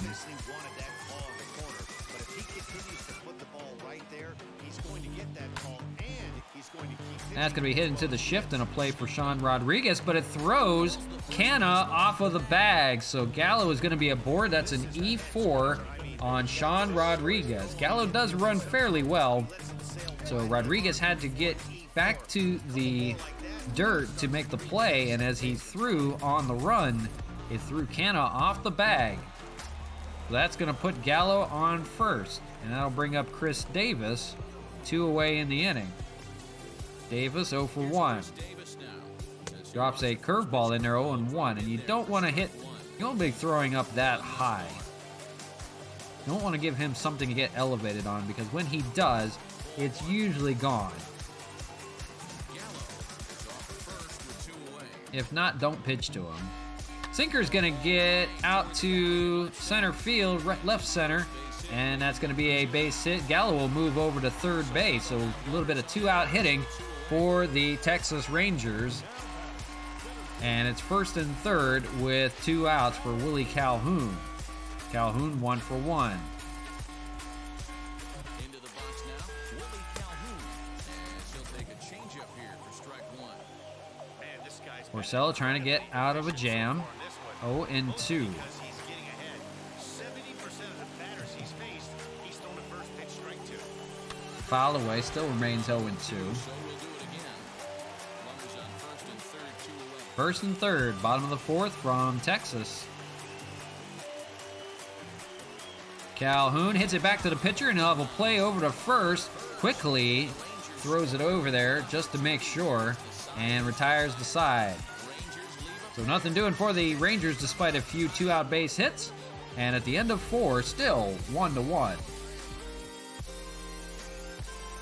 That'll be top of the order for Montreal. It'll be Joey Rickard leading things off, hitting 0 for 2. It's been a slow go for him the last few games as Allard goes back to work, fires a fastball up and high. 1-0.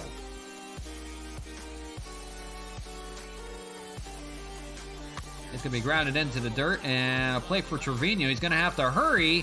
Fires over the first, and Rickard beats it out with his speed. That's going to be ruled a base hit. So Joey Rickard gets the ball maybe 3 foot in front of him, right out to the start of the grass, and beats out a throw. Trevino had to get out there to make the play.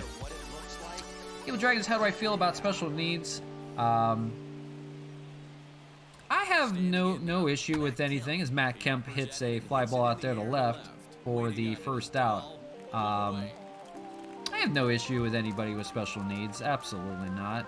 So now it's Mark Canna. 2 base But, hits, 3 singles to this point.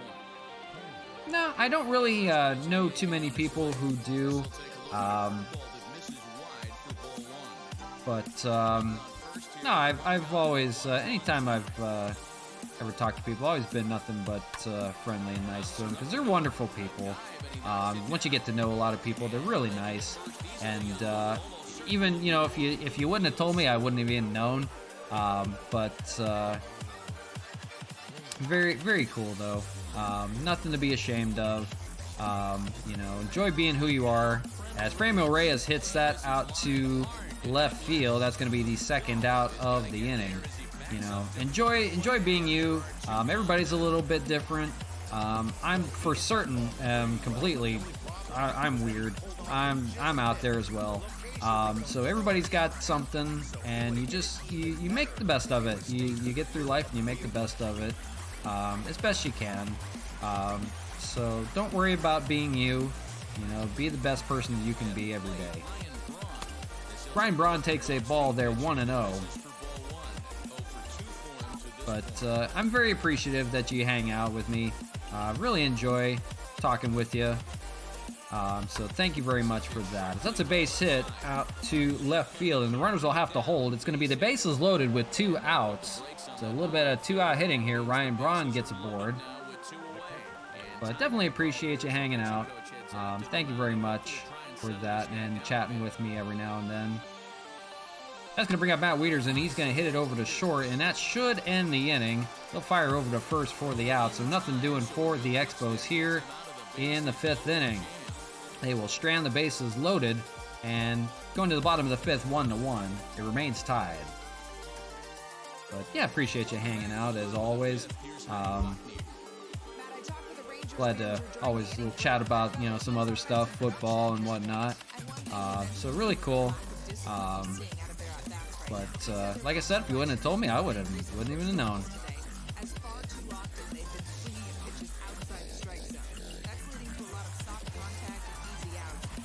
Upsets for the Rangers, the bottom of the order. Charlie Culberson, he's hitting 1 for 1. Porcello back to work here in the 5th inning. He's 56 pitches in. First pitch gets a slider on the bottom corner, 0-1.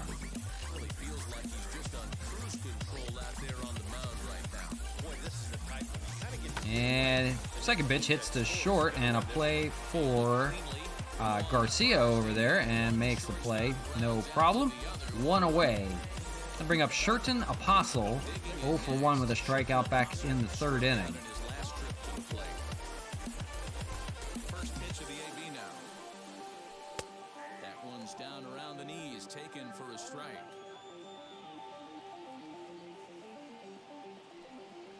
That's going to be hit out to right field. It's going to be a tough play for Franmil in foul territory. He makes a dive and does not get it. It'll be 0-2. Foul ball won't hurt him. And Porcello with an 0-2 gets him to foul it away. Still remains at 0-2.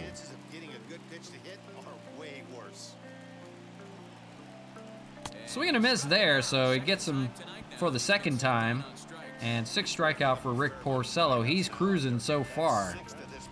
I'm gonna bring up Jose Trevino. He struck out as well, 0 for 1. Trying to throw off the pitcher's timing with his bat. And that's 0-1 there with the sinker. That is annoying. That batting stance is annoying. 0-2, he does get the strike there. Maybe the zone is widening a little bit as the curveball misses 1-2.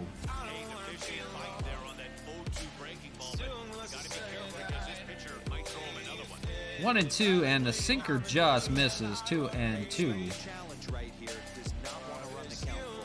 Trevino not swinging the bat, just kind of standing there, and he finally swings.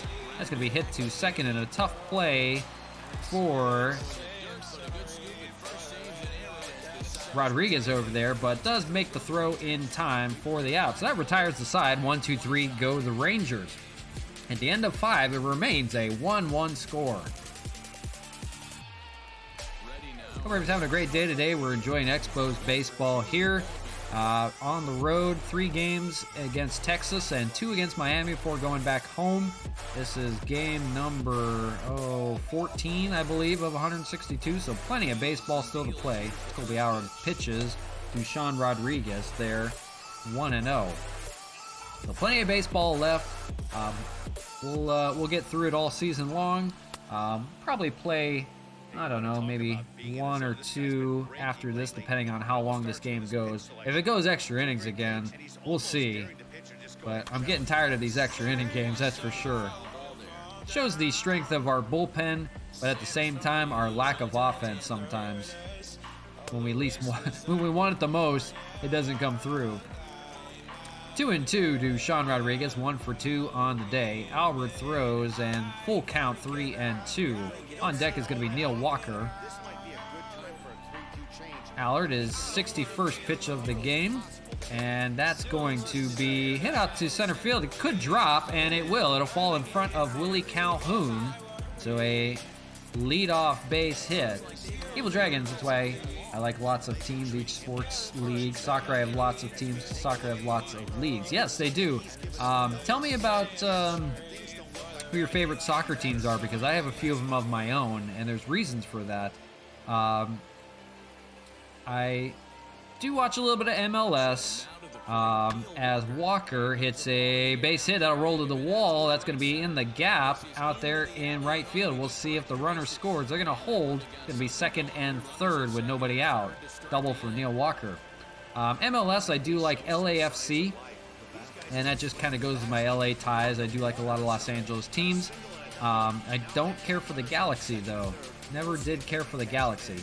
I watch English Premier League. I follow Manchester United, and I followed them for quite a while, and that's why. As Greg Garcia comes in, and he's going to come through in the clutch. That could be 2-run score. The first run comes in to score. The second will score. That's a 2 RBI single for Greg Garcia. Here in the 6th, the Expos lead 3-1. But I do prefer Manchester United in the English Premier League. I do watch some other stuff too. I've watched Bundesliga. I like my team in Bundesliga. Is going to do it for Allard. My team in Bundesliga is Schalke. I like Schalke. Don't know why. They're kind of like an underdog kind of group. But I have followed them quite a bit. Trying to think who else. French, I don't watch too much of their league there. Trying to think what else. Now I do follow, it's weird, I do follow Welsh soccer. And the reason I follow Welsh soccer is I used to at one time was part of a fan-owned team in Monmouth, Wales. So it's called Monmouth FC. Monmouth Town FC. And it was really cool, part of a just like a fan-owned community there. They'd have sold it since, but it was cool to be a part of at the time. We were making kind of decisions on everything going on as part of the club. And I always have followed them. So that is my team in Wales. I have a team in Wales, Monmouth Town FC, that I followed for years. They play a few steps under the Welsh Premier League. They've never made it to the Welsh Premier League, but they're still trying. And a good group. They have a new stadium that they're playing out of. So a real cool group there. So that's always been fun. But main teams, like I said, LAFC and Manchester United I've followed quite a bit. The ball will come out for Allard. Lasted 5 innings of work, and that'll bring in Joe Barlow. Joe Barlow, 7 appearances, a 2-0 record, 7 innings of work, a 3.86 ERA. He is doing well against right-handed hitting. So, with the righty in the game, we can kind of turn things over now, and we're going to call upon Jorge Bonifacio, the hero in yesterday's game. 2 home runs. You see those 2 home runs there, hitting .256. Hit a home run to put him up 1-0, and then a walk-off home run in the 12th inning to win the ball game. From the belt, the pitch. Barlow, his first pitch is a curveball up there for a strike. So Evil Dragons likes England, Liverpool, and Chelsea, and MLS you like New England Revolution. Okay. USA women team and Germany's men's team. Germany has a really good men's team. I will say that much. New England Revolution, they're pretty good for MLS. They seem to do pretty well. And then Liverpool and Chelsea, yeah, I can understand that in England. I don't care for Chelsea too much. Liverpool I don't have a problem with. They're a good group, good squad. Chelsea, they're always buying their way in there, but that's all right. So is Manchester United. So I understand that. But USA women's team, always good. They're always fun to watch. They're very exciting. Matt Kemp stands in, 1 away, 1 on. And he's going to ground into a double play here, 4-6-3, and that'll end the inning. But not before Greg Garcia comes through with a 2 RBI single to put the Expos in front, 3-1. So yeah, good choices there for sure. Bonifacio will stay in the game at center field. Yeah, good soccer choices. I love playing FIFA. Yeah, that's right. You like all those Boston teams. So Celtics for basketball, and I don't know if you watch hockey. I watch a little bit of hockey. We follow the Coyotes out here quite a bit because I used to work for them. I did retail for the Coyotes. As Rick Porcello back to work here in the 6th inning. So I do follow Arizona Coyotes for hockey. It's the only Arizona team I do follow. I do follow soccer in Phoenix here and outside of Phoenix. Phoenix Rising FC, which is co-owned by Didier Drogba. I'm sure you've heard of him. But they are in the USL. They're just a step under MLS. But a good group of guys there. I have worked retail for them before as well. So Phoenix Rising, that is one of my American teams. For the USL, I do follow them as well. That's going to be hit out to right field for Brock Holt, and that's going to roll to the wall. Franmil Reyes is going to fire it in the second, but not before Brock Holt gets in there with a leadoff double. His 3rd double of the year. That'll bring up Nick Solak. And with the lefties coming in, they're going to look at going to the bullpen here. Sam Freeman is going to get up and ready. And we're going to call upon Nick Whitgren as well. Like Baltimore teams and Golden State Warriors. Well, Golden State Warriors have seen better days, but they're always a good team for basketball. They're just that blunder of last season that they kind of erased with everybody being out. But they're always a good team. Baltimore teams are tough to cheer for. The Ravens are finally good. I will say that they've always had a good defense and they've always been well, but they've got their star quarterback, and they're good now. They're pretty much a lock to make the playoffs. The Steelers are kind of a question mark in that division. I actually like the Bengals, Cincinnati Bengals, and they play in that division as well with the Ravens. But my football comes from Ohio State and the Cincinnati Bengals, and the Bengals are probably the worst team in football half the time, but I like them anyways. You know, you have your teams and you stick with them. But yeah, they used to be good. We used to make playoffs every now and then. Now we just tank it all the time. LSU Tigers, they're a good team for college. Mine is Ohio State for football. So like we were talking about yesterday, Justin Fields, great quarterback. He would do well for the Patriots if they wanted him. Nick Solak fouls it away. It's 0-2. No outs. Runner on second is Brock Holt. Porcello trying to get out of a jam. That's going to be hit over the head, and runner will not advance. That was over the head of the third baseman, Neil Walker. Could not pull it in. So it's going to be first and second, and with the lefties coming in, they're going to go to the bullpen and call upon Sam Freeman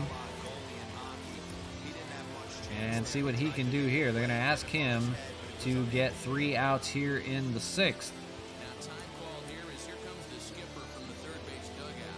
So Sam Freeman, who's been perfect so far, stands in. He's got a runner on first and second. And we'll see if he can get through the inning or not. His first pitch 1-0 on the splitter to David Dahl, 0 for 2. Freeman drops a curveball in there, 1-1.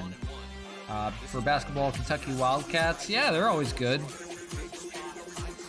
No complaints with them. Ohio State has a terrible basketball team. Usually they're okay, but they just cannot do anything. Especially when it comes to tournament play. Anytime they get in the tournament, they just tank. I don't really have a basketball team for college basketball that I follow. It would be Ohio State, but they're just pretty bad when it comes to tournament play, even if they make the tournament. Freeman gets a foul ball from Dahl, and it's a play for Neil Walker for the first out in foul territory to make the catch. So a big out there, and that'll bring up Joey Gallo. Struck out and reached on an error. He's 0 for 2. Lefty-lefty matchup here. Freeman will fire and gets a nice generous called strike, 0-1. That was well inside on Gallo. Drops a splitter, but it misses, 1-1. Not a surprise to see that low splitter there. Freeman fires 1-2 on the fastball. Looking for a double play or a strikeout here, and he gets the strikeout on Gallo. A nice job there by Freeman, but he's got Chris Davis now to work with, who hits lefties well, and he's going to have to face him for the three batter minimum, excuse me. So he's going to try to get out of the inning here. Swinging strike on the fastball, 96 mile an hour, 0-1. Chris Davis 1 for 2 so far.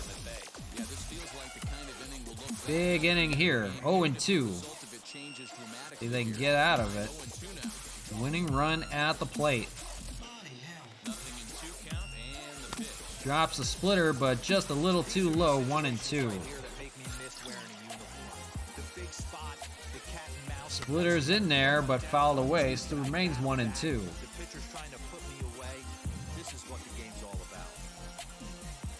Got him with another splitter on the inside corner, excuse me. And Freeman gets out of a jam. Nice work by him to keep it a 3-1 lead as we go to the top of the 7th.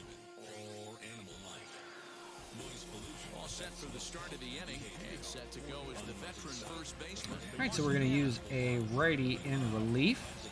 We're going to call upon Nick Whitgren to pitch the 8th inning. We'll keep, 7th inning. And we'll keep Oliver Perez ready to go just in case gets into a little bit of trouble. So we're going to call upon Nick Whitgren to do some work.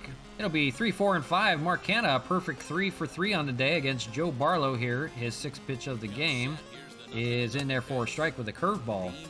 So Mark Canha, 3 for 3 kind of day. It's going to be the heart of the order for Montreal. We'll see what they do here in the top of the 7th. Arlington, Texas. Globe Life Field. One of the newest ballparks in baseball as opposed to Montreal. And top of the 7th, the Expos lead 3-1. That is a 1-2 count.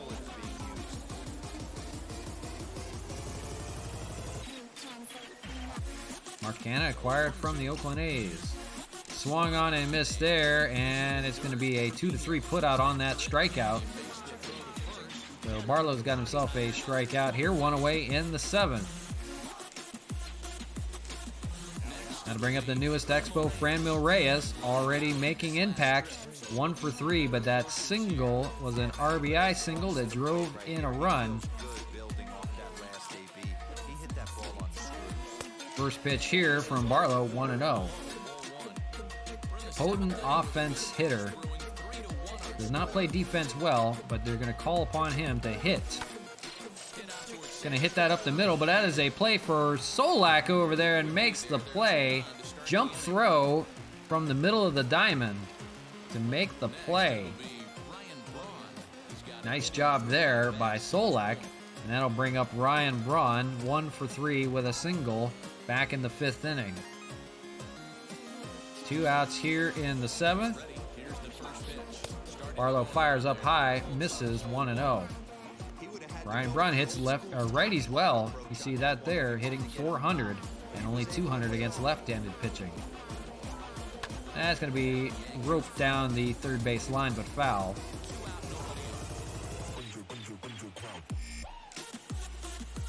First of a 3-game series from Texas, and then it's on to Miami for a quick 2-game series. So a quick road trip, and then it's back to Montreal to face the Oakland A's.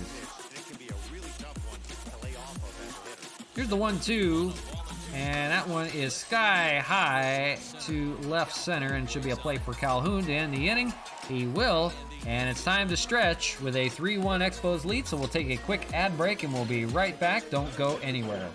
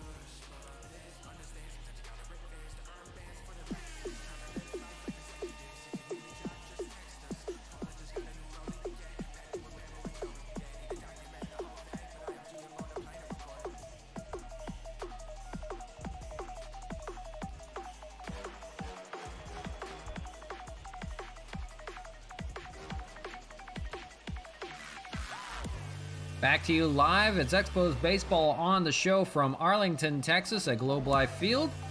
The Expos clinging to a 3-1 lead. We go to the bottom of the 7th inning.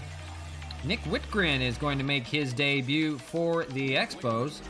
In his 2 games of work for the Indians so far, nothing given up. 1 walk, no strikeouts, no ERA to speak of. So hasn't done much so far. Evil Dragons, you're at college at LSU? Oh, no kidding. Oh, Joe Burrow. I love that man. He sat by Joe Burrow in lunch, had an LSU shirt, and had him sign it. That's really cool. That's actually really cool. I didn't know you were at college at LSU. So that's really cool, actually. Joe Burrow, like I was talking about Cincinnati Bengals, that's my guy. That's my quarterback over there. So really cool. That is really cool. I heard he's a real nice guy, so that's really good to hear. But hold on to that shirt for sure, man. That's going to be worth some. Joe Burrow is the real deal. Hell of a quarterback. He's going to be really good for the Bengals eventually once they get him a line to work with, and he doesn't get hurt all the time. He's going to be really good. So really cool stuff. That is awesome. So Nick Whitgren on the mound for the Expos. It'll be 6, 7, and 8 for the Rangers. Willie Calhoun will lead things off, hitting 1 for 2. First pitch of the AB now. Take a first pitch fastball, 0-1.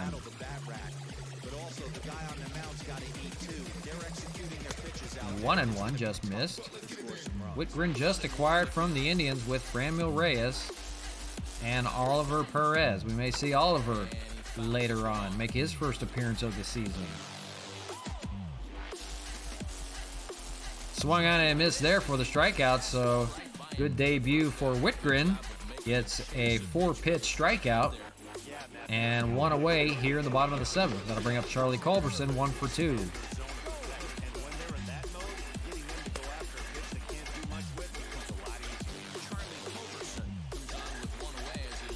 Charlie swings and misses, 1-1.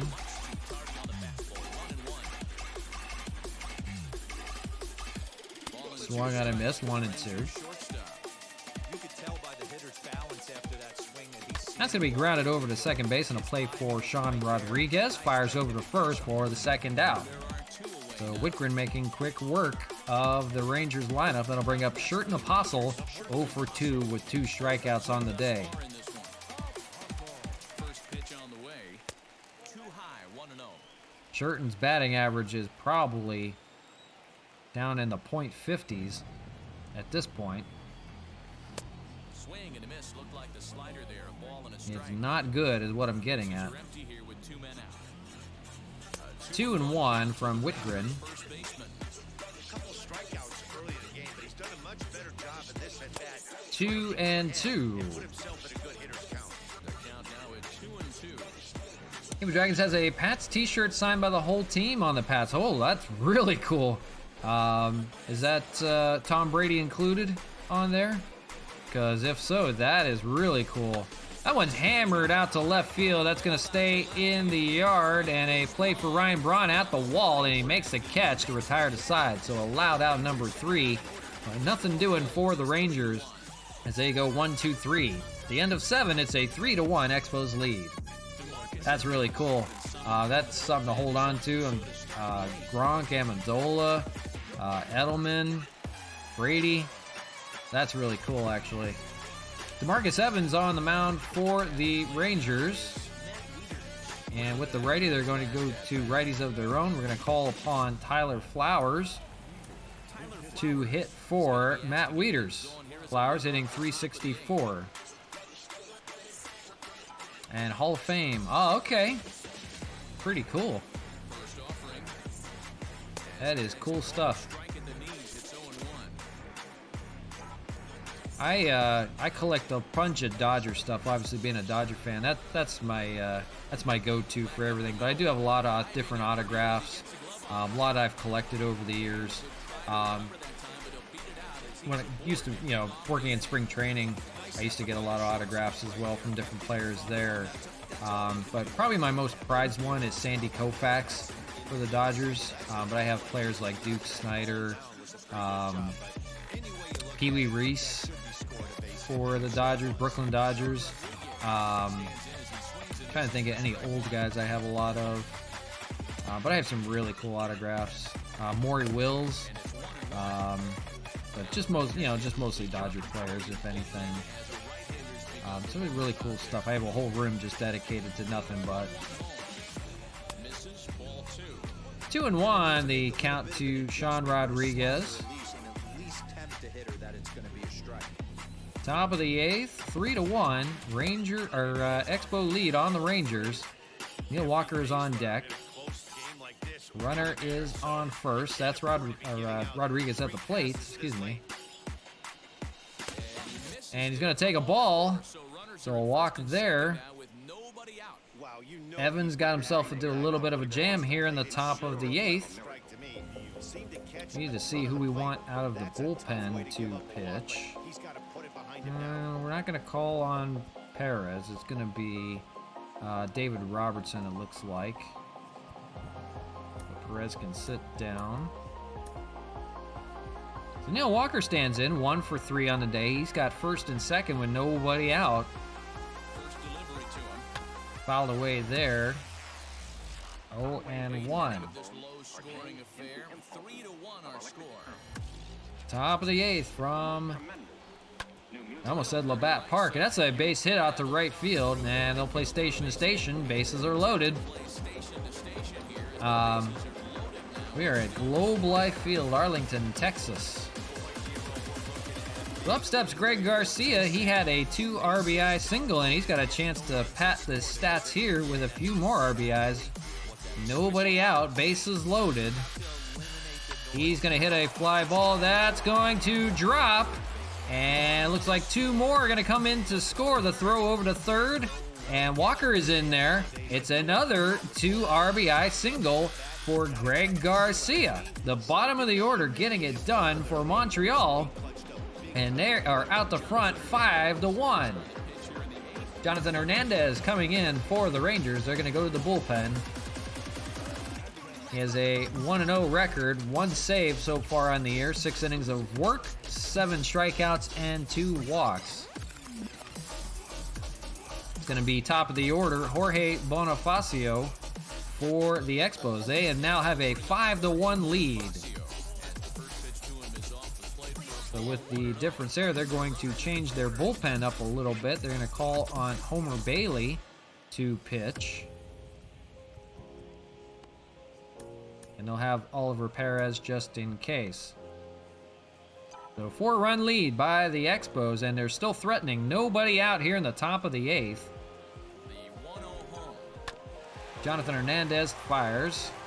1-1. Bonifacio, the hero yesterday, 2 home runs. The last being a walk-off. Walk-off home run in the 12th. To get the Expos a 4-game sweep over the Seattle Mariners. Here's the 1-2, and pitch misses. The ball gets away, but the runners will not move. They'll remain at first and third. So a 2-2 count. And that's going to be fouled away. It'll remain 2-2.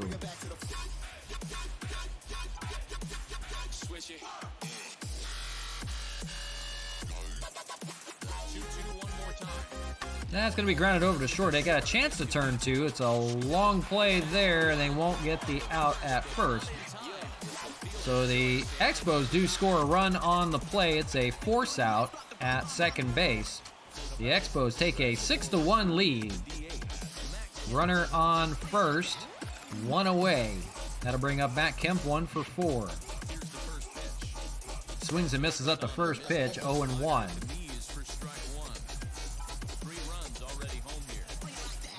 5-run lead, 6-1. 3 runs here in this inning. Sinker is fouled, 0-2. Runner on first is Bonifacio. Good speed out there. Pitch misses on the changeup, 1-2. Hope everybody's having a great day. Thank you for hanging out with me. We're doing Expos franchise baseball yet again. Showed off a little bit of Diamond Dynasty earlier. If you haven't seen that, check that out once the video goes live. Or when I'm done being live, I should say. 3-2, full count. 3-2 now. That'll bring up Mark Hanna on deck. 3-2 to Matt Kemp. And he's going to fly it out to center field. Calhoun's going to have to run in to make the catch, so 2 away. Runner will go back to first. So as we said, that'll bring up Mark Hanna, having a good day today. 3 for 4 with 3 singles. Bonifacio, the runner on first, 2 outs, top of the 8th, 6-1, the Expos lead. The Dragons has a t-shirt signed by Kobe Bryant and Curry, and lots of players on that t-shirt. That's really cool. That's a collector's item to have, the Kobe Bryant t-shirt. That is really cool. You're very lucky to have that, because that is worth some money. So hold on to that. That is really cool. And Steph Curry, that's really cool to have as well. But that is interesting. Really cool autographs there. You're really lucky. That is really something to collect. Pitch misses there to Canna, 1-1. Yeah, hold on to that one. That's going to be hit right back to the pitcher. He's going to have a tough play, but he fires the first to end the inning. No problem for him. But not before. 3 runs come in on the inning. 2 by a 2-run RBI single by Greg Garcia. And the Expos widen their lead. It's now 6-1. Tyler Flowers will remain in the game. He'll be the catcher for catching duties. And going to the bullpen, they're going to call on Homer Bailey, the long reliever. Now that they have a 5-run lead, they're going to call upon him. Homer Bailey so far, he's been perfect in his 4 innings of work. Has not given up a hit against a righty. 4 strikeouts and a walk. Homer Bailey will try to pitch the final 2 innings of the game and get Montreal their first win on the road in Texas. They'll have 9-1-2. Jose Trevino, the catcher, leading things off. He's 0 for 2, and he takes a ball 1-1. Weird batting stance. He shakes the bat on the plate, or right above the plate, right on the strike zone, basically. Messing with the pitcher. That's going to be grounded over to first and a play for Mark Hanna. So 1 away. Bring up Brock Holt, 1 for 3 with a double on the day. First pitch fouled away. 0-1.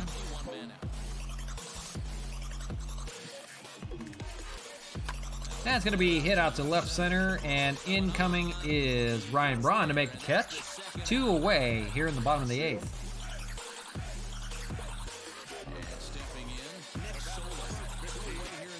Up steps Nick Solak, 1 for 3. Yeah, they don't have a lot of outs left to work with, so it's time for someone to make something happen. I think we're going to sit down Oliver Perez. We don't need him for the day-to-day. We'll save him. We're going to let Homer Bailey try to go the distance. Swing and a miss there. 1-1. Homer Bailey, normally a starter, but moved to long relief. Yeah, you need to get Lamar Jackson to sign a jersey for you. That'd be really cool. Definitely. I think he goes to the well one more time with that pitch. Foul away there, 1-2. Yeah, that'd be a good one to keep. Good quarterback. He'll be playing for quite a while, I think. Swung on and missed there to end the innings. So quick work for Homer Bailey in relief. And the Expos still clinging to their 6-1 lead. Top of the 9th we go. It'll be Franmil Reyes, 4, 5, and 6 for the Expos. He's 1 for 4, single and an RBI. Jonathan Hernandez back to work in relief. 15 pitches in the inning. His first pitch here, a sinker, swung on and missed. 0-1. We've seen Franmil Reyes and Nick Whitgren, the newly acquired players from the Indians. We have yet to see Oliver Perez, who's in the bullpen. We'll see him probably tomorrow. 2-1 on the outside corner. Reyes, potent offense. He hits the ball hard.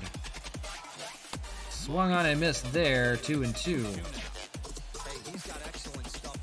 Not necessarily an all or nothing guy, but he does either make loud contact or usually a strikeout. That's going to be hit to Apostle over there at first base for the out. Didn't have to move. And I'll bring up Ryan Braun, 1 for 4. 1 out in the 9th. The Expos leading it 6-1. Greg Garcia, 4 RBIs on the day on 2 singles. That's all he's needed. He's come up with the bases full of runners each time. One with 2 runners on, and the other with the bases loaded. So at the right time, hitting at the right place. As that's fouled away by Braun, 1-2. Game Dragon says, lots of t-shirts signed by teams and players. Yeah, that's awesome. That is something really cool. Like I said, I do have a Dodger collection of stuff, old pictures, magazines, things like that. A lot of stuff signed by players. So it's really cool, something to have. But you've got some really cool ones there. Hold on to them for sure. Really cool stuff.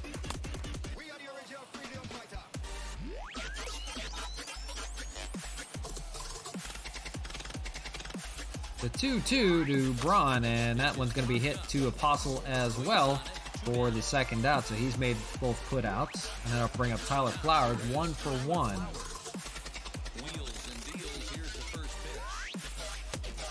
Pitch misses, 1-0. Flowers 1 for 1 on the day. Just came in not too long ago. Swung on and missed on the slider.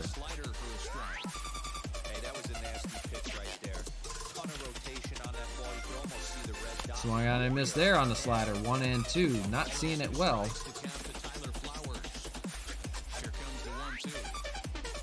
Lays off of that slider. 2-2. Esports 2, that's cool. I don't really follow esports too much, but I know a lot of people that do. Some really good gamers on there. I know that for sure. I'm definitely not one of them.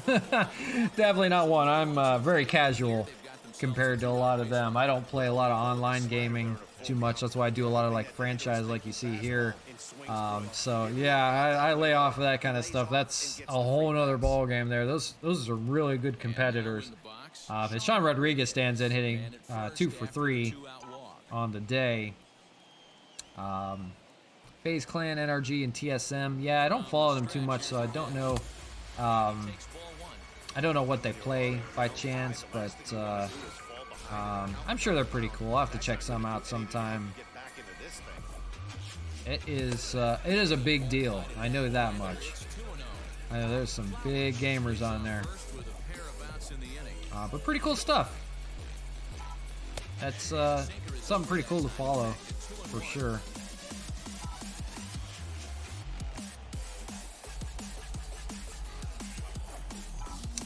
In there with a strike 2 and 2 to Sean Rodriguez.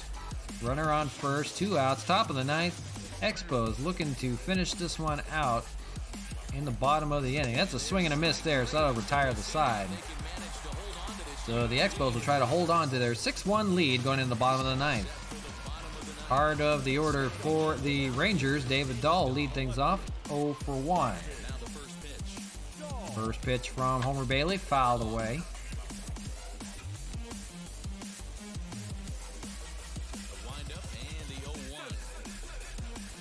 Misses 1-1. The win would belong to Rick Porcello, barring any late excitement here. In there with a strike 1 and 2. Not likely to see a fourth fastball in this situation. I'm going to eliminate the fastball if I'm at the plate right here. Swung on and missed. 1 out in the ninth. From the home supporters here. Second strikeout for Homer Bailey in his 2 innings of relief. Joey Gallo now. His lifetime number. Brings up the power hitter Joey Gallo, 0 for 3 today. They have shut him down as he fouls one away, 0-1. So whatever the scouting report is, it's working. The EXPOS have a 6-1 lead in the ninth. They show they can hit on the road as well. Trying to go for their 8th in a row. Don't tell me to choke like the Falcons. Stop it now. Don't you start with me. Jeez, tough crowd.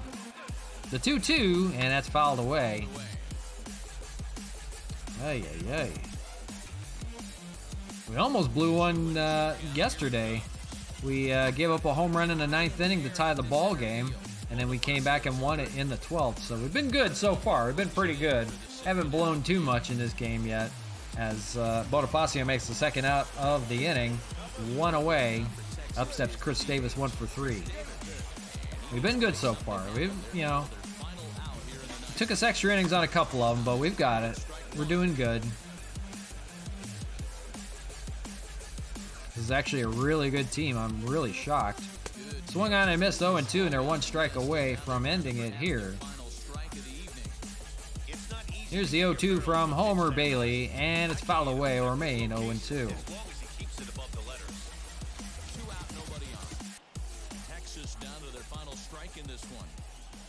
And it's a swing and a miss on the slider, and that will do it for today. The EXPOS move on to 8 wins in a row. Sole possessors of first place and the best record in baseball. Who would have thunk it? As they take a 6-1 victory on the Texas Rangers in Arlington. And tonight's comes to a conclusion, 6-1 the final. Nice work by Porcello. Franmil Reyes, an RBI single, but Greg Garcia had 4 RBIs on the day on 2 singles. He's a happy camper. Really good baseball there. Small ball, for the most part, being played. No home runs to speak of. It is a pitcher's park out there. So Rick Porcello, player of the game, went 5 innings of work, 5 hits, 6 strikeouts, and just a run given up. Colby Allard gets the loss. 12 hits he gave up. 1 strikeout, 3 earned runs. Greg Garcia, like we said, 2 for 4, 4 RBIs.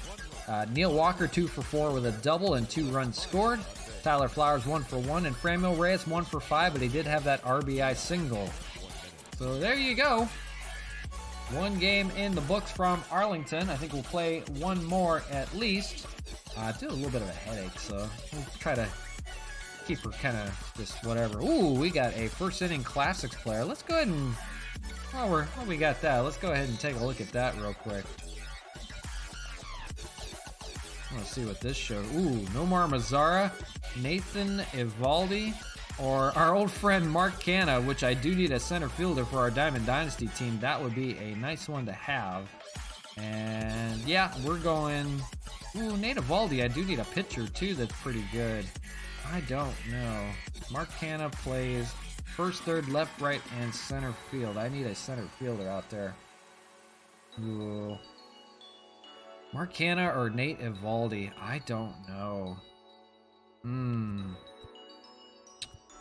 Mark Canha's got 110 contact as well.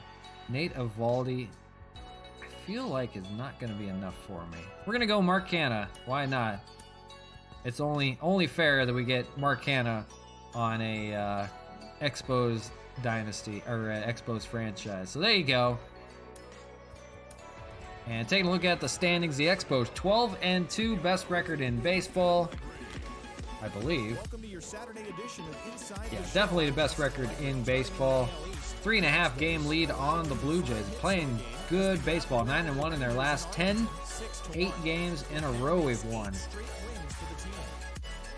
So doing it well right now. We'll get into another one here shortly. So second game from Texas, it's Anibal Sanchez and Jordan Lyles from Arlington. We'll do one more and we'll probably call it a day after that. So here we go. Globe Life. Partly cloudy skies. The roof is open again. Anibal Sanchez is on the mound. Had to come back online on MLB The Show. 10-0 score. Scored 10 runs in 8. No kidding. Damn. 2 runs in the 9th. So that was a tie game going into the 9th. That's awesome. That is really cool. Did you end up finishing it off and winning, or was it too much after 9? That's still cool to come back down 10-0. That's hard to do. That's probably one of the hardest things I've seen to do. You have to chip away, but oh yeah, 10 runs in 8, 2 runs in 9. So yeah, you must have won that one. So 10 runs all in 1 inning. That's crazy. That is crazy. Good job there. Very nice. Anibal Sanchez, Mark Canha, and Ryan Braun are going to have the day off. They're going to be forced out of playing today. They are going to be just too tired. And Ryan Braun, we're going to have to play... Ooh, I don't know. I don't know who the hell we even go to. Tyler Flowers. Leaders can't play anything else. Oh man, we're kind of stricken here. Alright, we'll go to Rickard, I guess. So Rickard will play in right field. We'll move Franmil over to left field. Yeah, I think that should work. Okay, so we need to take a look at this. Cool, won the game. That's nice. So yeah, that 9th inning must have won it for you. That's really cool. Really cool. Nice comeback. So Neil Walker will play at first base. Cologne we'll put at second base. That's fine. No, we'll put him at third then. Okay. Let's take a look at this lineup here because we might need to move some guys around. Yeah, we're gonna have to bump some guys around here. Yeah, we don't have much offense to speak of in this game. So, okay. Ray's hitting 380. Flowers hitting 391. We'll bump Greg Garcia up again. We'll put Matt Kemp hitting third. Franmil Reyes. And we'll put... Oh, God. We'll put Chad Pinder hitting fifth, I guess. Not a great lineup to speak of. Wow. So Flowers hitting 6. Walker, Colon, and Rickard. A lot of good guys are going to be on the bench today, that's for sure. All right, we're going to try that lineup against Jordan Lyles. They're going to have Delino DeShields, Brock Holt, David Dahl, Gallo, Davis. Nate Lowe is going to get the start at first base, and then Charlie Culberson, and I think it was Trevino on the bottom of the order. So the right-hander, Jordan Lyles, makes the start here in Arlington. He's 1-0 with a 7.56 ERA.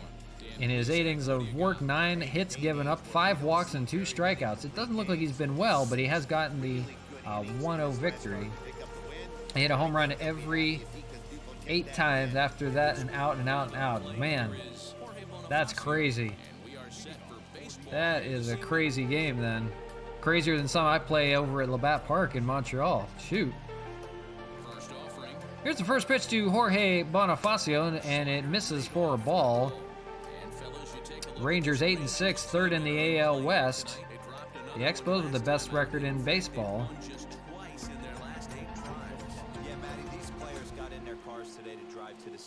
Hitting 244, and he's going to rope it down left field, just foul. 53 degrees, partly cloudy skies. Wind is moving at 11 mile an hour out of center. So we'll see if that affects the home run ball at all.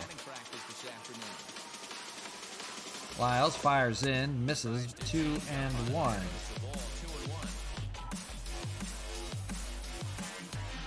Skies creeping in, a little bit of shadows by the mound. That's a play for Charlie Culberson to make the first out of the inning.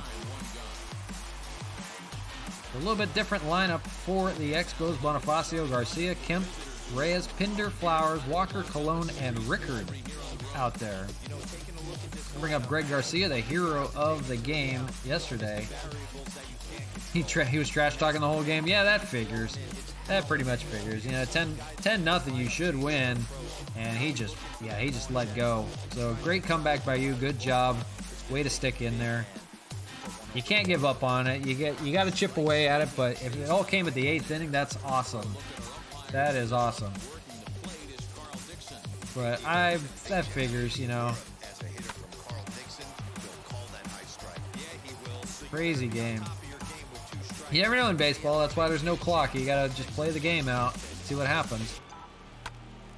Garcia is gonna hit a liner down right field for a base hit. He's gonna try for 2. The throw into second is gonna be in time to get him for the second out. A little greedy was Greg Garcia. Thought he could get in there. He was thrown out by Joey Gallo, who has a good arm, for the second out. And up steps Matt Kemp. He takes a strike in. Excuse me. 0-1. Matt Kemp hitting .333, 3 home runs, 6 RBIs. Bumped down to the 3rd spot in the order with the power hitters out of the ball game. Taking a day off today. And that's hit over to third base and a play there to end the inning. So nothing doing for the Expos despite a hit. And going to the bottom of the inning, no score. It'll be Anibal Sanchez on the mound for the Expos. He's been good so far. 2 starts, 1-0 record, 2.63 ERA. 17 strikeouts in his 13 innings of work. A notable no walks given up. So he's got the strikeout pitch working, and he's throwing it well. He's got Delino DeShields, who we did not see yesterday. He had the day off. Leading things off for the Rangers. Sporting their white uniforms with blue and red stripes down the side of the shirt and pants. Sanchez winds and fires. It's a punt. It's a punt. Yeah, punted the ball up there. It's a bunt pop-up. There we go. That's what we wanted. It's a punt. The lineup for the Rangers: DeShields, Holt, Dahl, Gallo, Davis, Lowe, Culberson, Solak, and Trevino. Gonna bring up Brock Holt hitting .310. Had a good day yesterday. I can't believe I said punt. That's gonna be a base hit for Brock Holt, so he keeps hitting out to right field. Drops right in front of Rickard. So 1 out base runner. Brings up David Dahl, hitting 304. It's quiet yesterday along with Gallo, so the power hitters were very quiet. He scores in the first, third, and the fourth inning. Oh, okay, in the game. Okay. Gotcha. So, yeah, he was running away with it then. Not a surprise to see that low splitter there. Trying to be smart. Anything with downward movement like that is going to be at the top of the list in a double play. Yeah, those are the fun games, those nice little comebacks. Those are exciting. That's a swing and a miss there on David Dahl. First strikeout for Anibal Sanchez on the day. And 2 away in the inning for Joey Gallo, hitting 300. 2 home runs on the year. Always got to be careful with him. The splitter misses for a ball. Not sure where that missed. That's 1-0. Fouled away here, 1-1. Sanchez pauses, 1-1 on its way. 2-1, misses again on that splitter. Strike zone shortened again. That's going to be fouled away, 2-2. No score, bottom of the first. And just joining us, we're just getting started in the inning. That's fouled away, remain 2-2. Anibal Sanchez winds and fires. Misses, 3-2. Chris Davis is on deck. A home run hitter for the Rangers so far this year, and that's a swing and a miss, and that'll end the inning. 2 strikeouts for Sanchez in the inning. Nothing doing for the Rangers, and after 1, no score. It'll be 4, 5, and 6 for the Expos. The newly placed Expo, Franmil Reyes, stands in, hitting 380, 3 home runs, and 9 RBIs. He'll face Jordan Lyles back to work in the second inning. 10 pitches got him through the first inning. Misses here, 1-0.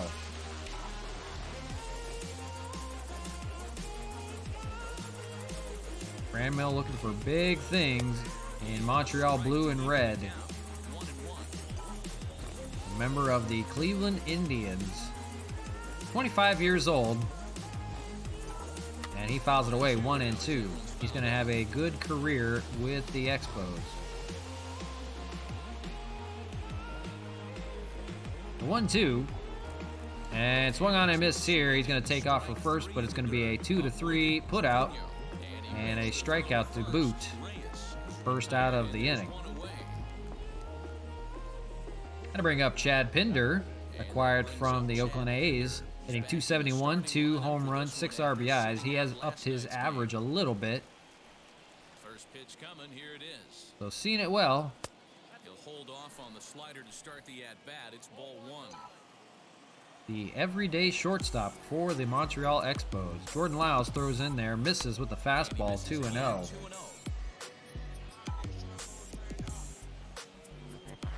Top of the second, Globe Life Field in Arlington, Texas. 3-0 count.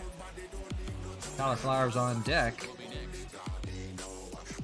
Beautiful ballpark in Arlington. That one's going to be hammered out to left field and just hooks foul, just shy of a home run. Swung on a 3-0 count there. He's got 3-1 now, and he's going to lay off, but it's in there for a strike. Full count, 3-2. 1 away, top of the second, no score. Going to miss there with the fastball, so it's going to be a 1-out walk for the Expos, and that'll bring up Tyler Flowers.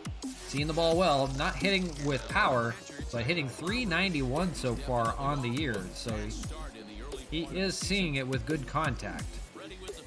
His counterpart, Wieters, is hitting the ball well for power against left-handed pitching. Flowers gets right-handed pitching more often than not. Pitch misses there, 1-1.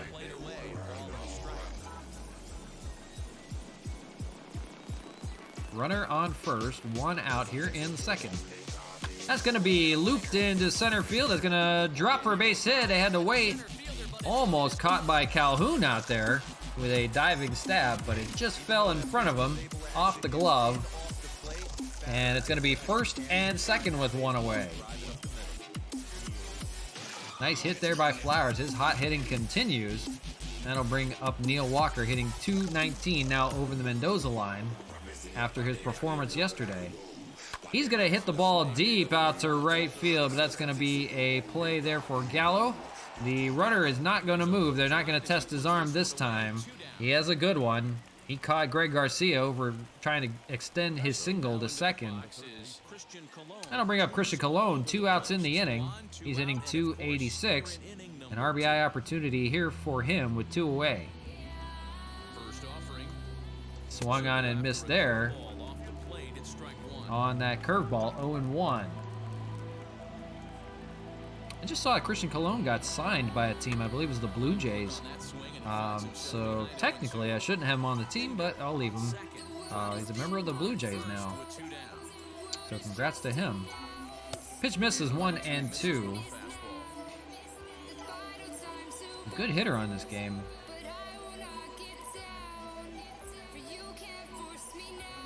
Misses there 2-2. Ball goes right in front of Trevino. Runners cannot advance. Does not let it get away. The 2-2 to Colon. He's going to ground it in between short and third. It's going to be a play there for the third baseman to make the out. That is Solak over there, I believe. And that will retire the side. So nothing doing for the Expos. In the second, we go to the bottom of the inning. No score.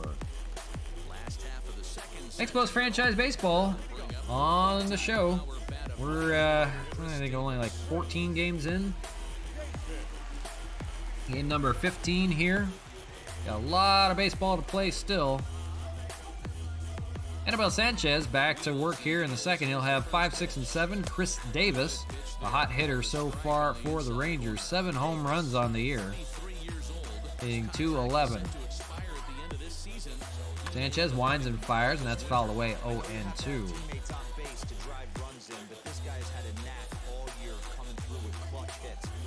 Swung on and missed there. The Expos are keeping the Rangers' big boppers quiet so far in this series. That's the third strikeout for Anibal Sanchez. Brings up Nate Lowe, who we have not seen in this series. He gets his start today after having the day off. Nate Lowe, the first baseman, 262 hitter. Swung on and missed there, 0-1.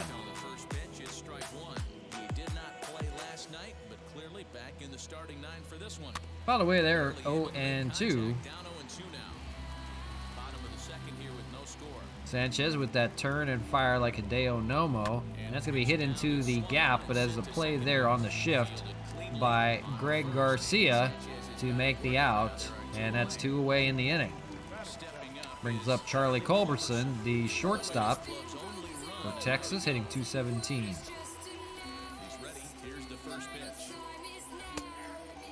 Cutter's in there for a strike, 0-1. Sanchez fires, and that's going to be hit over to second base, and another play for Garcia over there to end the inning. So 1, 2, 3, go the Rangers, and after 2, no score. I forgot what inning I was in, jeez. Be Joey Rickard, bottom of the order for Montreal, 9-1-2 in against Jordan Lyles, and his first pitch is up high with the curveball, 1-0. Joey Rickard hitting 281 in today against a right-hander. Normally he faces left-handed pitching, but quite a few guys having the day off today. He will get the start in right field. He has a 1-1 count right now, and he's going to rope it back up the middle for a base hit. That's going to fall in front of Calhoun, and a leadoff single for Joey Rickard. You'll only see about 10 of these pitches a year.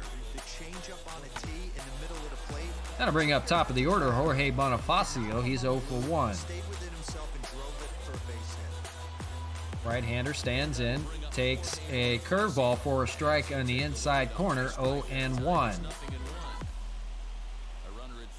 Bonifacio, his 2 home runs coming a few days ago, and a walk-off winner against the Mariners back in Montreal. Runner on first, Rickard. He's got good speed. The 1-1 count here is fouled away. It'll be 1-2. Hey, that's just a great mix of pitches right there, and that's what this guy's going to do if he's going to. Expos don't usually run. We'll see. 2-2 misses on the slider. We'll see if they want to send the runners or not. That's going to be a base hit up the middle. So a couple no-out swings, and it's first and second. Hey, 2 runners on after back-to-back singles. Dragons, watch your next day. Taking off. If you are, appreciate it. Thank you for hanging out. But I'll be back tomorrow for sure. No problem. Probably the same time. But if you are taking off, appreciate it. Thank you for watching. Rick Garcia stands in 1 for 1. First and second. First pitch is a curveball in there for a strike. Garcia had a single back in the first. He had 4 RBIs in the game yesterday on 2 singles. At the right place at the right time. He's got another RBI opportunity here. Take care, man. Have a good one. Fouled away, 1-2.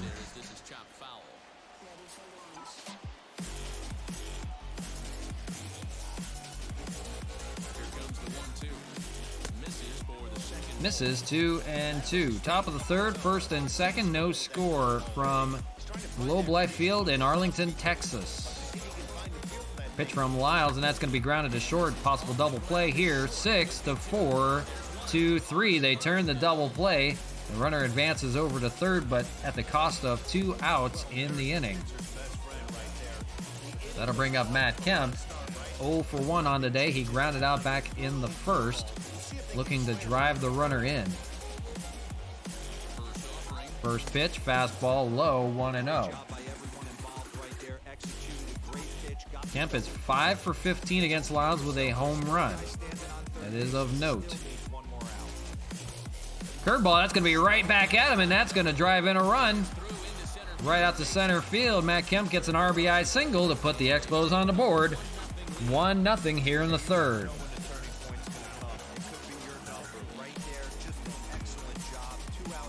Nice hitting there by Matt Kemp, right up the middle, almost hit Lyles on the way through. A nice 2-out hitting there drives a run. That's a perfect swing. That brings up Franmil Reyes, 0 for 1.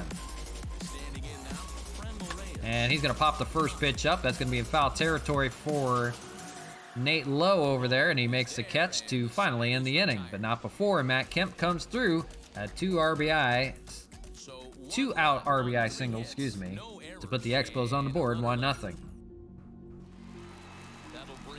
Bottom of the third we go. It'll be 8-9-1 for the Rangers. Nick Solak will lead things off. Get Sanibel Sanchez back to work. Solak hitting .314. First pitch splitter in there for a strike, 0-1. Sanchez, 22 pitches through the first 2 innings, looking good so far, and he's got him 0-2 here. Winds and fires the 0-2, and swung on and missed on the fastball at 89. Up and in. 4th strikeout of the game already for Sanchez through the first 8 batters. And then I'll bring up Jose Trevino, the catcher, hitting .195. Trevino shakes the bat right on top of the strike zone before hitting, and then pulls the bat back. He takes a strike here, 0-1. Can be annoying for the catcher, and I'm sure he's heard some complaints about it, being a catcher himself. Hear it from your counterpart. Trying to see the pitcher throwing.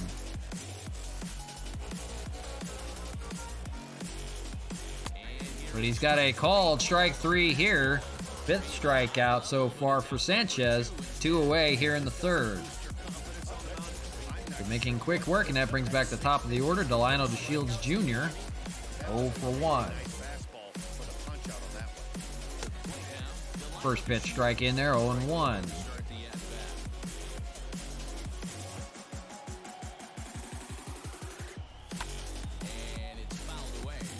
So far, the Expos rotation keeping hitters in check. Doing a wonderful job, and so is the bullpen so far. Only gave up a run so far in the game yesterday during the series. 0-2 to DeShields, and he's going to pop it up foul right in front of the Ranger dugout. No play there for Walker. Remain 0-2, here it is, and swung on and missed to end the inning. So masterful job, 3 strikeouts in the inning by Anibal Sanchez, 6 strikeouts on the game, and it's 1-0 Expos. 5, 6, and 7 for the Expos. It'll be Chad Pinder leading things off. He walked back in the second, so no official at-bat. Jordan Lyles goes back to work, 46th pitch of the game. It just misses for the curveball, 1-0.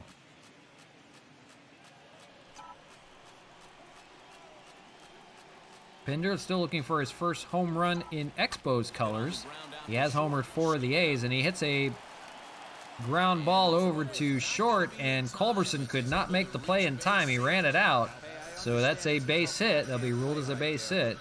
Culberson was on the grass, tried to turn and fire, but Pinder beat it out. So leadoff base runner for the Expos. They've got something cooking now. Tyler Flowers stands in 1-for-1 with that single.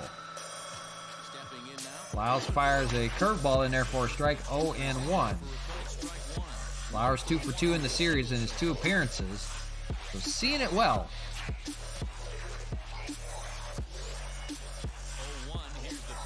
And he's going to rope it right back to Culberson at shortstop. Barely had to move. The runner will get back to first, but not before the first out.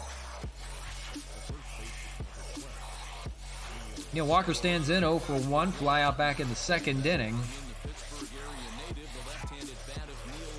See if he can do something here with 1 away, 1 on. Here in the top of the 4th, a 1-0 lead. He's going to hit it back to the pitcher. They've got a chance to turn 2.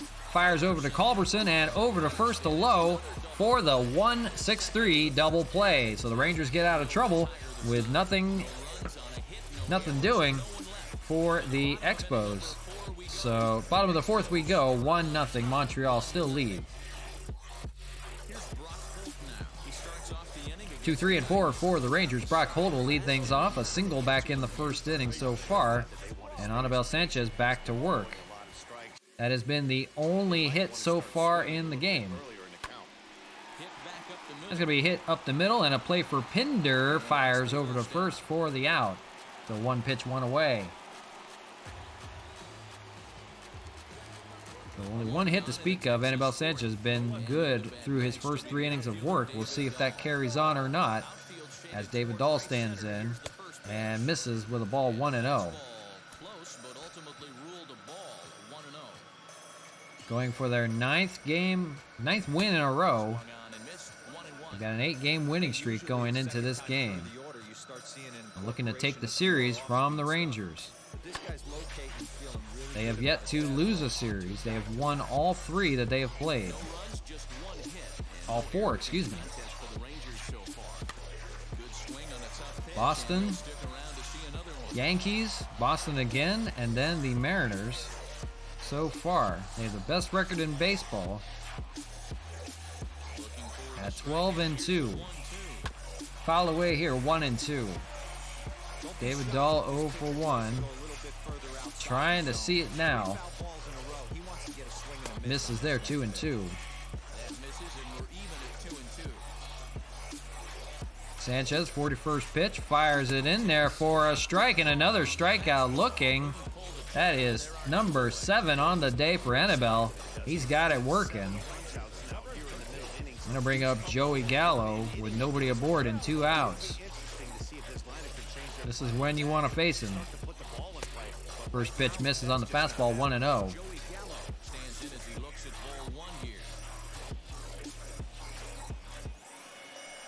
Foul away on the 2-seamer, and 1-1. Despite Joey Gallo hitting home runs, seems like daily, he does have a Gold Glove Award out there in right field. He is a great fielder. He has a great arm. And he showed that off in the first inning against Greg Garcia, trying to advance to second on a single.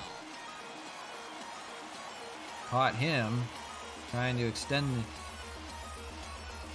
single into a double. He's got him 1-2 here, and that's popped up right to the shift.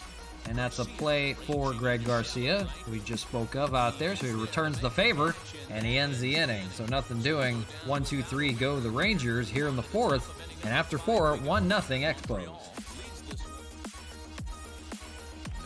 At the bottom of the order, 8-9-1 for Montreal. Christian Colon will lead things off against Lyles. He's 0 for 1 on the day with a ground out. First pitch from Lyles misses 1-0. Evil Dragons, do I know Kyler Murray? I don't know him personally. Yeah, they play for the Cardinals out here, but I know about him. I've sold enough of his jerseys before working retail. I don't know anything about him though. Besides that, he's a good quarterback though. In with a strike, 1-1. FaZe Clan, is that for e-gaming? I don't know. For esports. Kyler Murray joining him? That'd be cool. But no, I don't really follow it. This will be a base hit out to right field and a hit for Cologne. No outs. That is the 7th hit of the day for Montreal.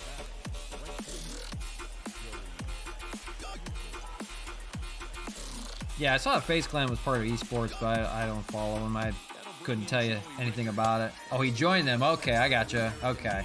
That's pretty cool. Must be playing Madden, I would assume. He must be a good gamer. Misses there, 1-1. That's pretty cool. And Kyler Murray, definitely a good quarterback. I'm sure he's good at Madden, too. Fouled away there, 1-2 to Joey Rickard at the bottom of the order, hitting 1 for 1. Runner on first, top of the 5th, nobody out.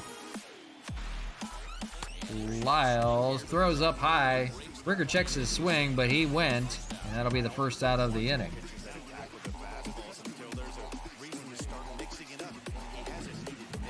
It'll be back to the top of the order, and Jorge Bonifacio. Hey, Evil Dragons, take care, man. Appreciate you coming back on, but take care. Have a good one.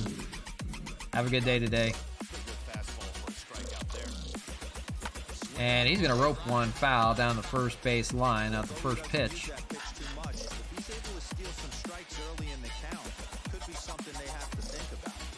The 0-1, and that's going to be hit to short, and a play for 2, 4, 6, and they don't get the 3.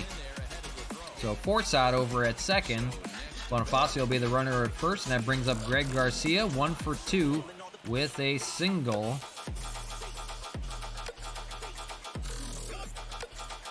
And first pitch from Lyles, that's going to be hit over the head of Lau, and that's going to go into right field, and Bonifacio is going to head over to third. So another hit for Greg Garcia, having a great day again, seeing the ball well.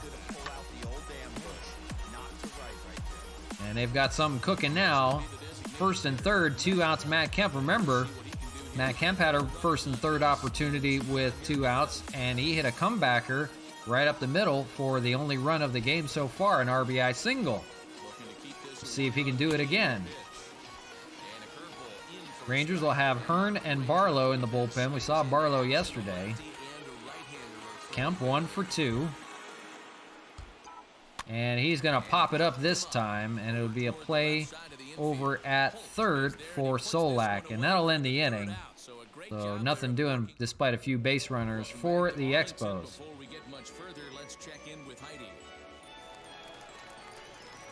So bottom of the 5th we go. Anibal Sanchez back to work, and why not? He's done great so far. He has 5, 6, and 7 for the Rangers. Chris Davis 0 for 1 so far. They're limiting his power. Pretty much everybody on the team so far for the Rangers has been limited in power. Davis is 0 for 9 against Anibal Sanchez with 2 strikeouts as he takes the ball here 1-1. Sanchez, 49th pitch of the game. He's doing well. He's got the pitch count just where he wants it through the 5th inning.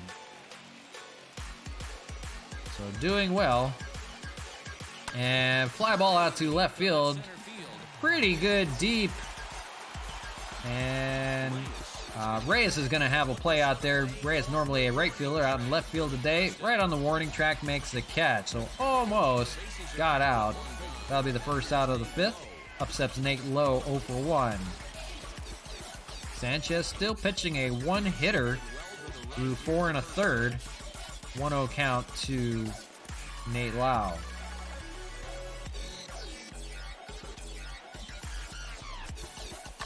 Fouled away here, 1-1.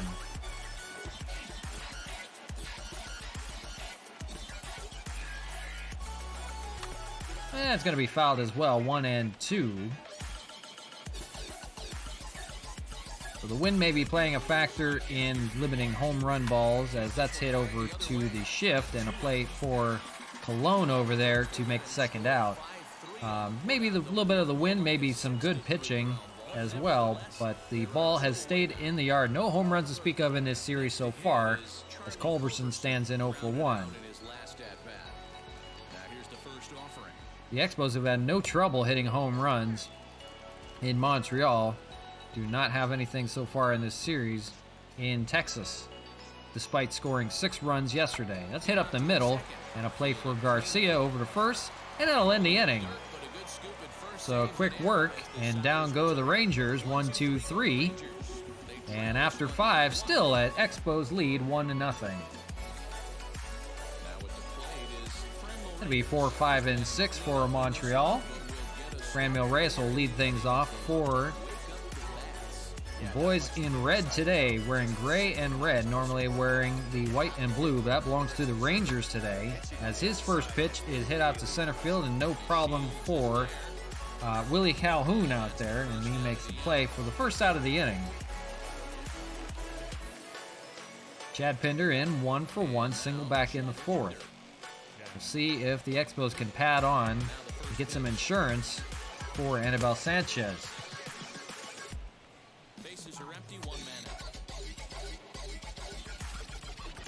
Lyles, his 65th pitch of the game, is outside for a ball, 2-0. We'll see how long he stays in. Fouled away here. 2-1. 1 out, nobody on. Top of the 6th, 1-0 Expos lead. Just missed 3-1 on that fastball. Looked like it caught the black. They're not calling it today, though.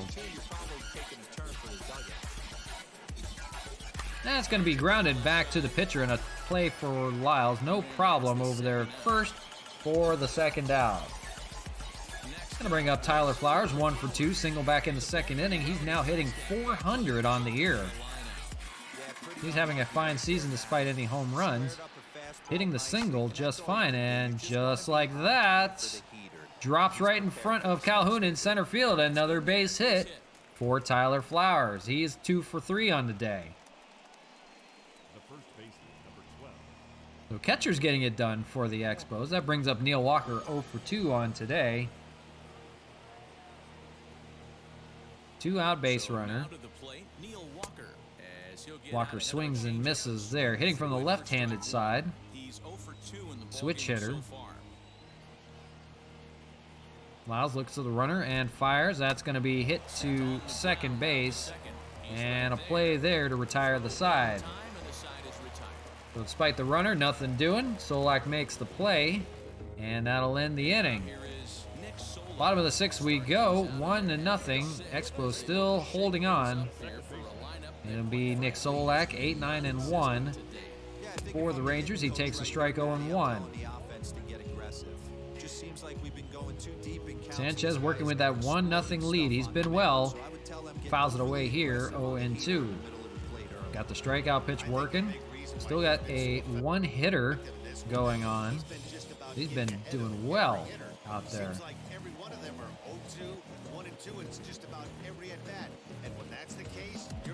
And it's hit out to left field. Should be a play for Franmil. He's got it there. First out of the 6th.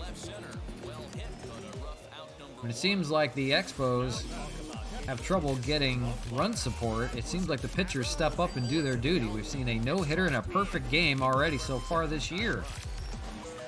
We'll see Cole Hamels here tomorrow, coming off that perfect game.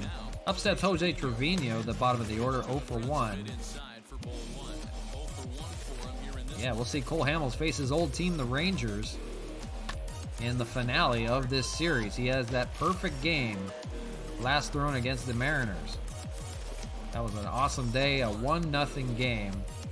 That's fouled away.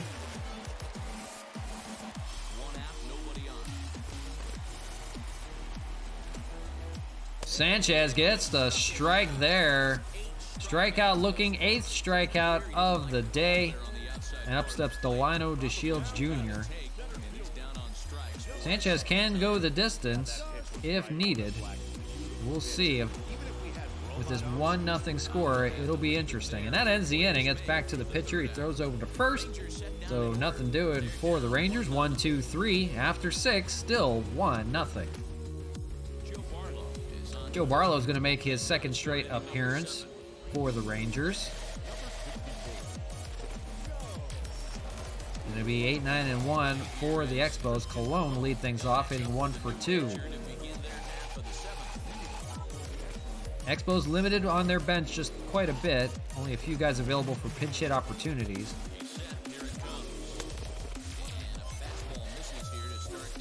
Many guys having a day of rest today. Because this is just a one-run game, this doesn't strike me as a situation where he's going to be working around a guy. Barlow, and that's hit out to right field. That's going to drop in front of Gallo for a base hit. So lead off base runner for the Expos. It's going to try to get some insurance runs. That brings up Joey Rickard, 1 for 2. Boy, I'd say as a pitcher, Dero, you're always trying to minimize the damage. Lots of traffic, but so far, very little to show for. You wonder how much longer he can keep this Rickard up. facing the righty, Barlow. And that's going to be grounded right up back up the middle. Be a 4-6-3 double play. Easy work there for the Rangers. Turn a double play and quickly 2 away in the inning. That brings up Jorge Bonifacio, top of the order for the Expos, 1 for 3. First pitch to him, and that's going to be fouled away. Could be a play there for Lau. Makes the catch in foul territory, and that'll end the inning. So it's time to stretch. Middle of the 7th. We're going to take a quick ad break, and we'll be right back with Expos Baseball on the show.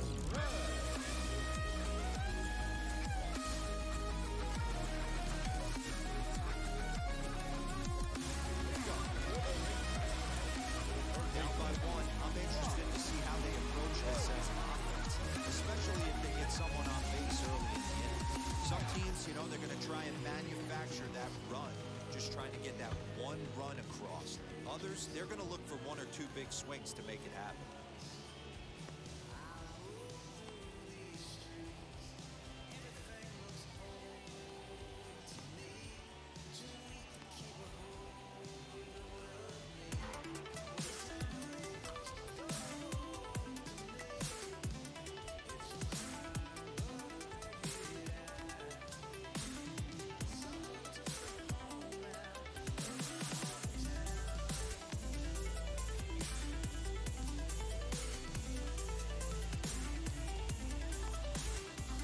Back to you live from Globe Life Field in Arlington, Texas. It's Expos Baseball on the show. The Expos clinging to a 1-0 lead on a one-hitter by Anibal Sanchez. Bottom of the 7th we go. Anibal Sanchez back on the mound. He's got 3 lefties to work with, so the bullpen is getting ready just in case things get out of hand. Clinging to the 1-0 lead, it's Brock Holt leading things off, 2, 3, and 4 for the Rangers. He's 1 for 2 on the day. Sanchez, 67th pitch here in the 7th, so doing well with the pitch count. Let's see how long he'll go for it. That's going to be hit out to left field, play for Franmil Reyes. He's going to run in to make the catch, and 1 away here in the 7th. Throwing up David Dahl 0 for 2 with 2 strikeouts so far, making quick work of him. 2 of his 8 strikeouts on the day.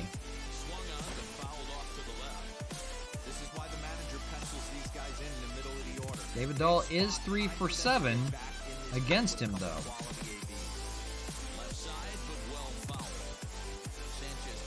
He may be due. I think that's what we're getting at. Fouled away here. He's got him 0-2 and a chance for another strikeout on David Dahl. See what he does here. Winds and fires with the cutter. Still 0-2, fouled away.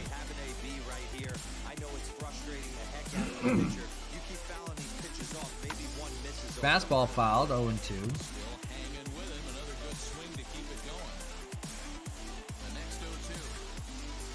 That's going to be grounded up the middle and should be a play for Pinder there on the left side of the bag. Makes the play, fires over to first for the out. The two-way in the inning, that brings up Joey Gallo, and with nobody on, that's good. You can't put him ahead, he can tie. That's what you want. You want no base runners while Gallo's up, and 2 outs is nice. Fires, and that's going to be hit out to right field, so he's got himself a 2-out base hit, and now a chance for the Rangers here. Second hit of the game here in 6 2/3 of an inning, and brings up Chris Davis. Davis with Lau on deck.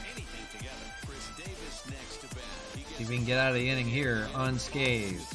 First pitch 0-1. Davis is 0-10, remember, with 2 strikeouts against Anibal Sanchez. So he's due as well, it looks like. 1-1. Trying to hang on and get the win. Trying to win 9 in a row are the Expos. Swung on and missed there to end the inning. And a great job by Anibal Sanchez to get out of it. So we go through 7, 1-0 Montreal lead.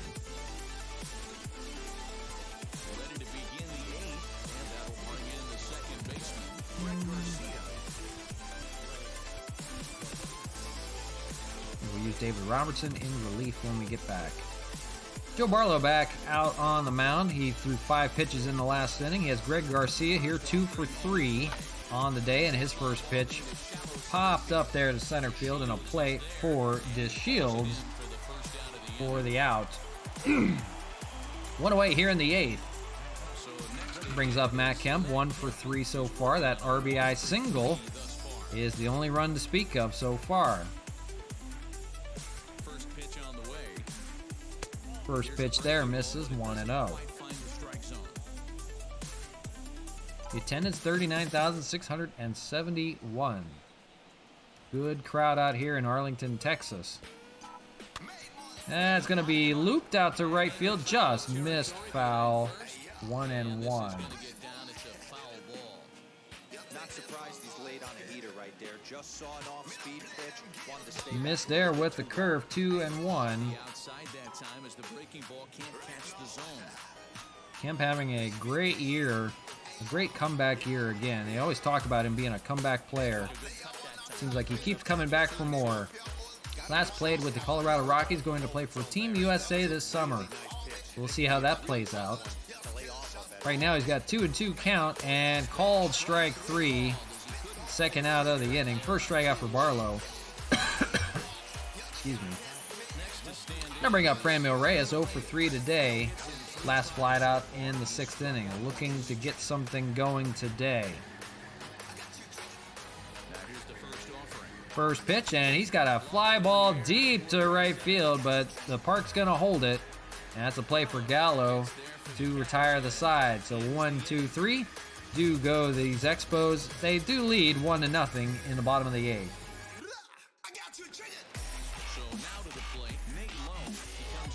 Expos going to their bullpen. They're going to call on David Robertson to come in and get 3 outs. Robertson, perfect so far. 4 1/3 innings pitched, 7 strikeouts, 1 walk. He's done well. It's going to be 6, 7, and 8 for the Rangers.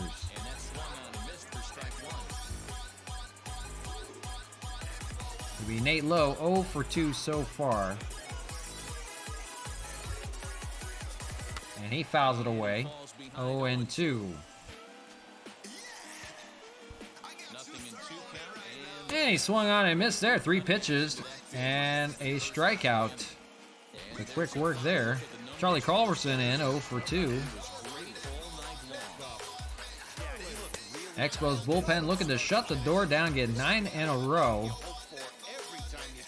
A league best 13 wins. That cutter moving, dancing right now. In there for strike 0 and 2. Just missed with the curveball, 1 and 2.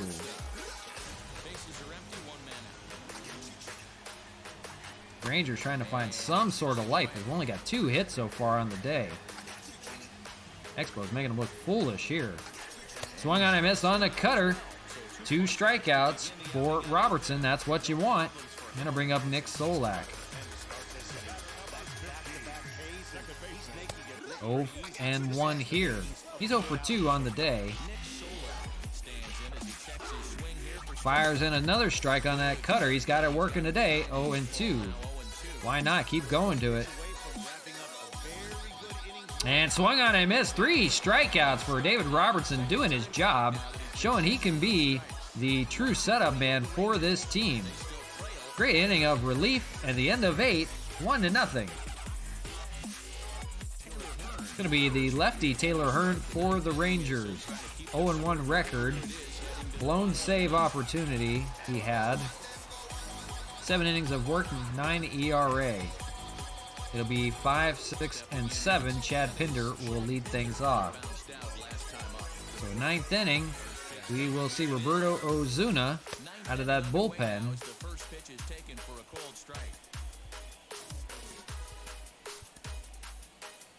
And Pinder looks at a strike, 0 and 1. Pinder 1 for 2 on the day, fouls away the second pitch, 0 and 2.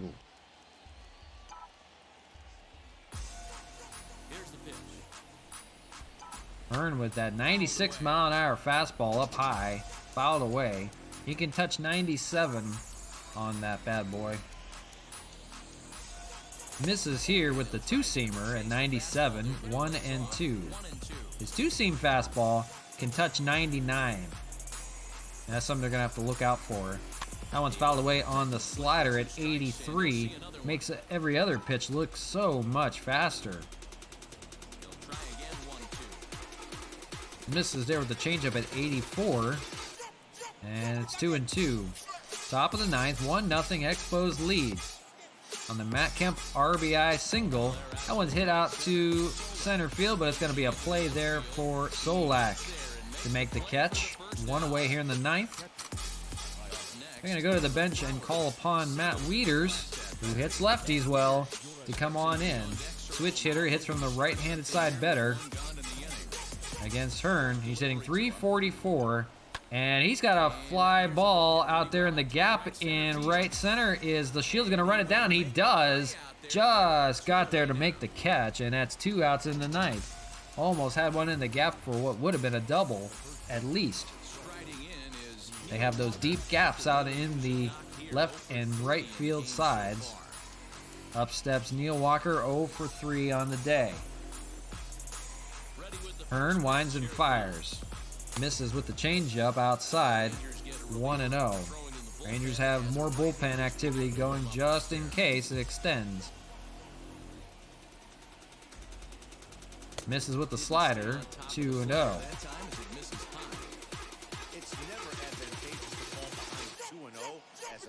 Inside, 3-0. On deck is Christian Colon.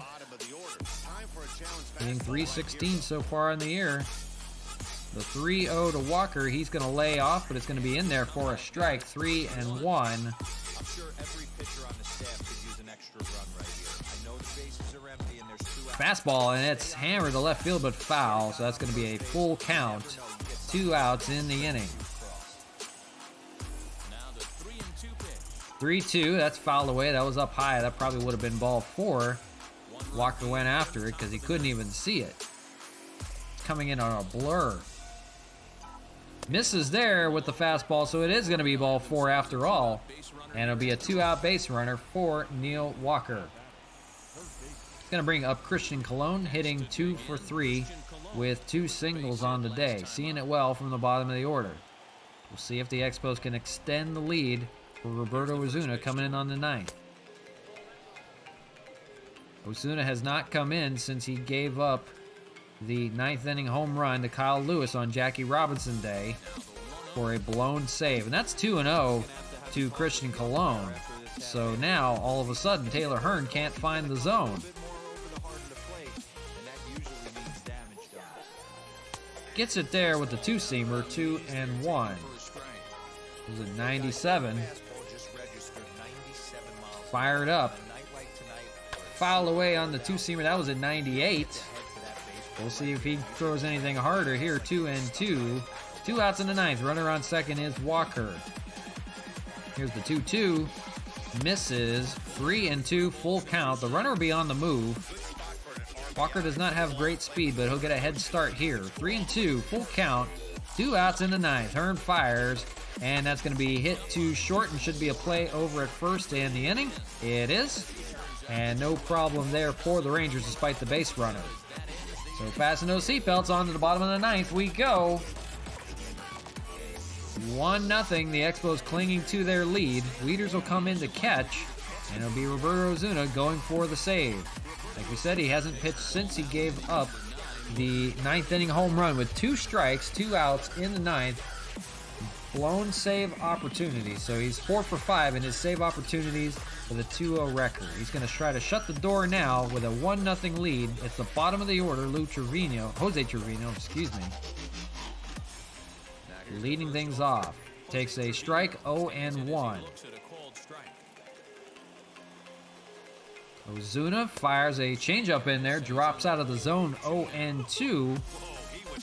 We'll go to his strikeout pitch, the slurve, and misses, fouled away, 0-2.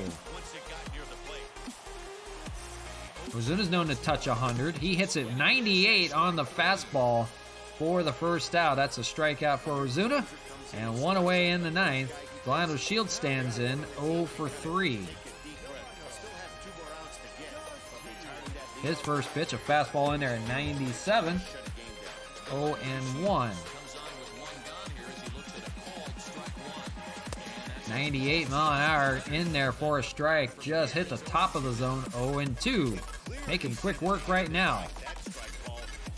Osuna, the 0-2. Cutter in there for a strike. Second strikeout of the inning.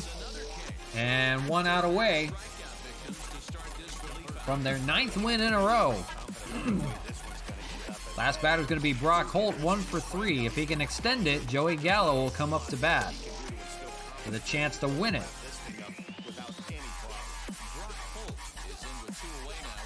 0-1, 0-2 on the foul ball. They're 1 strike away. Osuna misses inside with the slurve, 1-2. Back him off the plate a little bit, maybe. The 1-2 in there for a strike and redemption. His 3 strikeouts is enough to get the Expos a 1-0 victory. Great job out of the bullpen by Robertson and Osuna. 6 strikeouts in the last 2 innings of work does the job. And the Expos take the series from the Rangers. Game 2 of this 3-game series. We'll have the 3rd one tomorrow. But the Expos win it here 1-0 and move on to 13-2 on the year. Sole possessors of first place, best record in baseball. So there you go. Roberto Osuna gets the save. Anibal Sanchez the win. Jordan Wiles the loss. So there you go, folks. That's going to do it for me. That's going to do it for the Expos today. We'll be back tomorrow with a little bit more going on. We'll continue that series, and we'll play the Miami Marlins after that. So we thank you guys for watching. Thank you very much.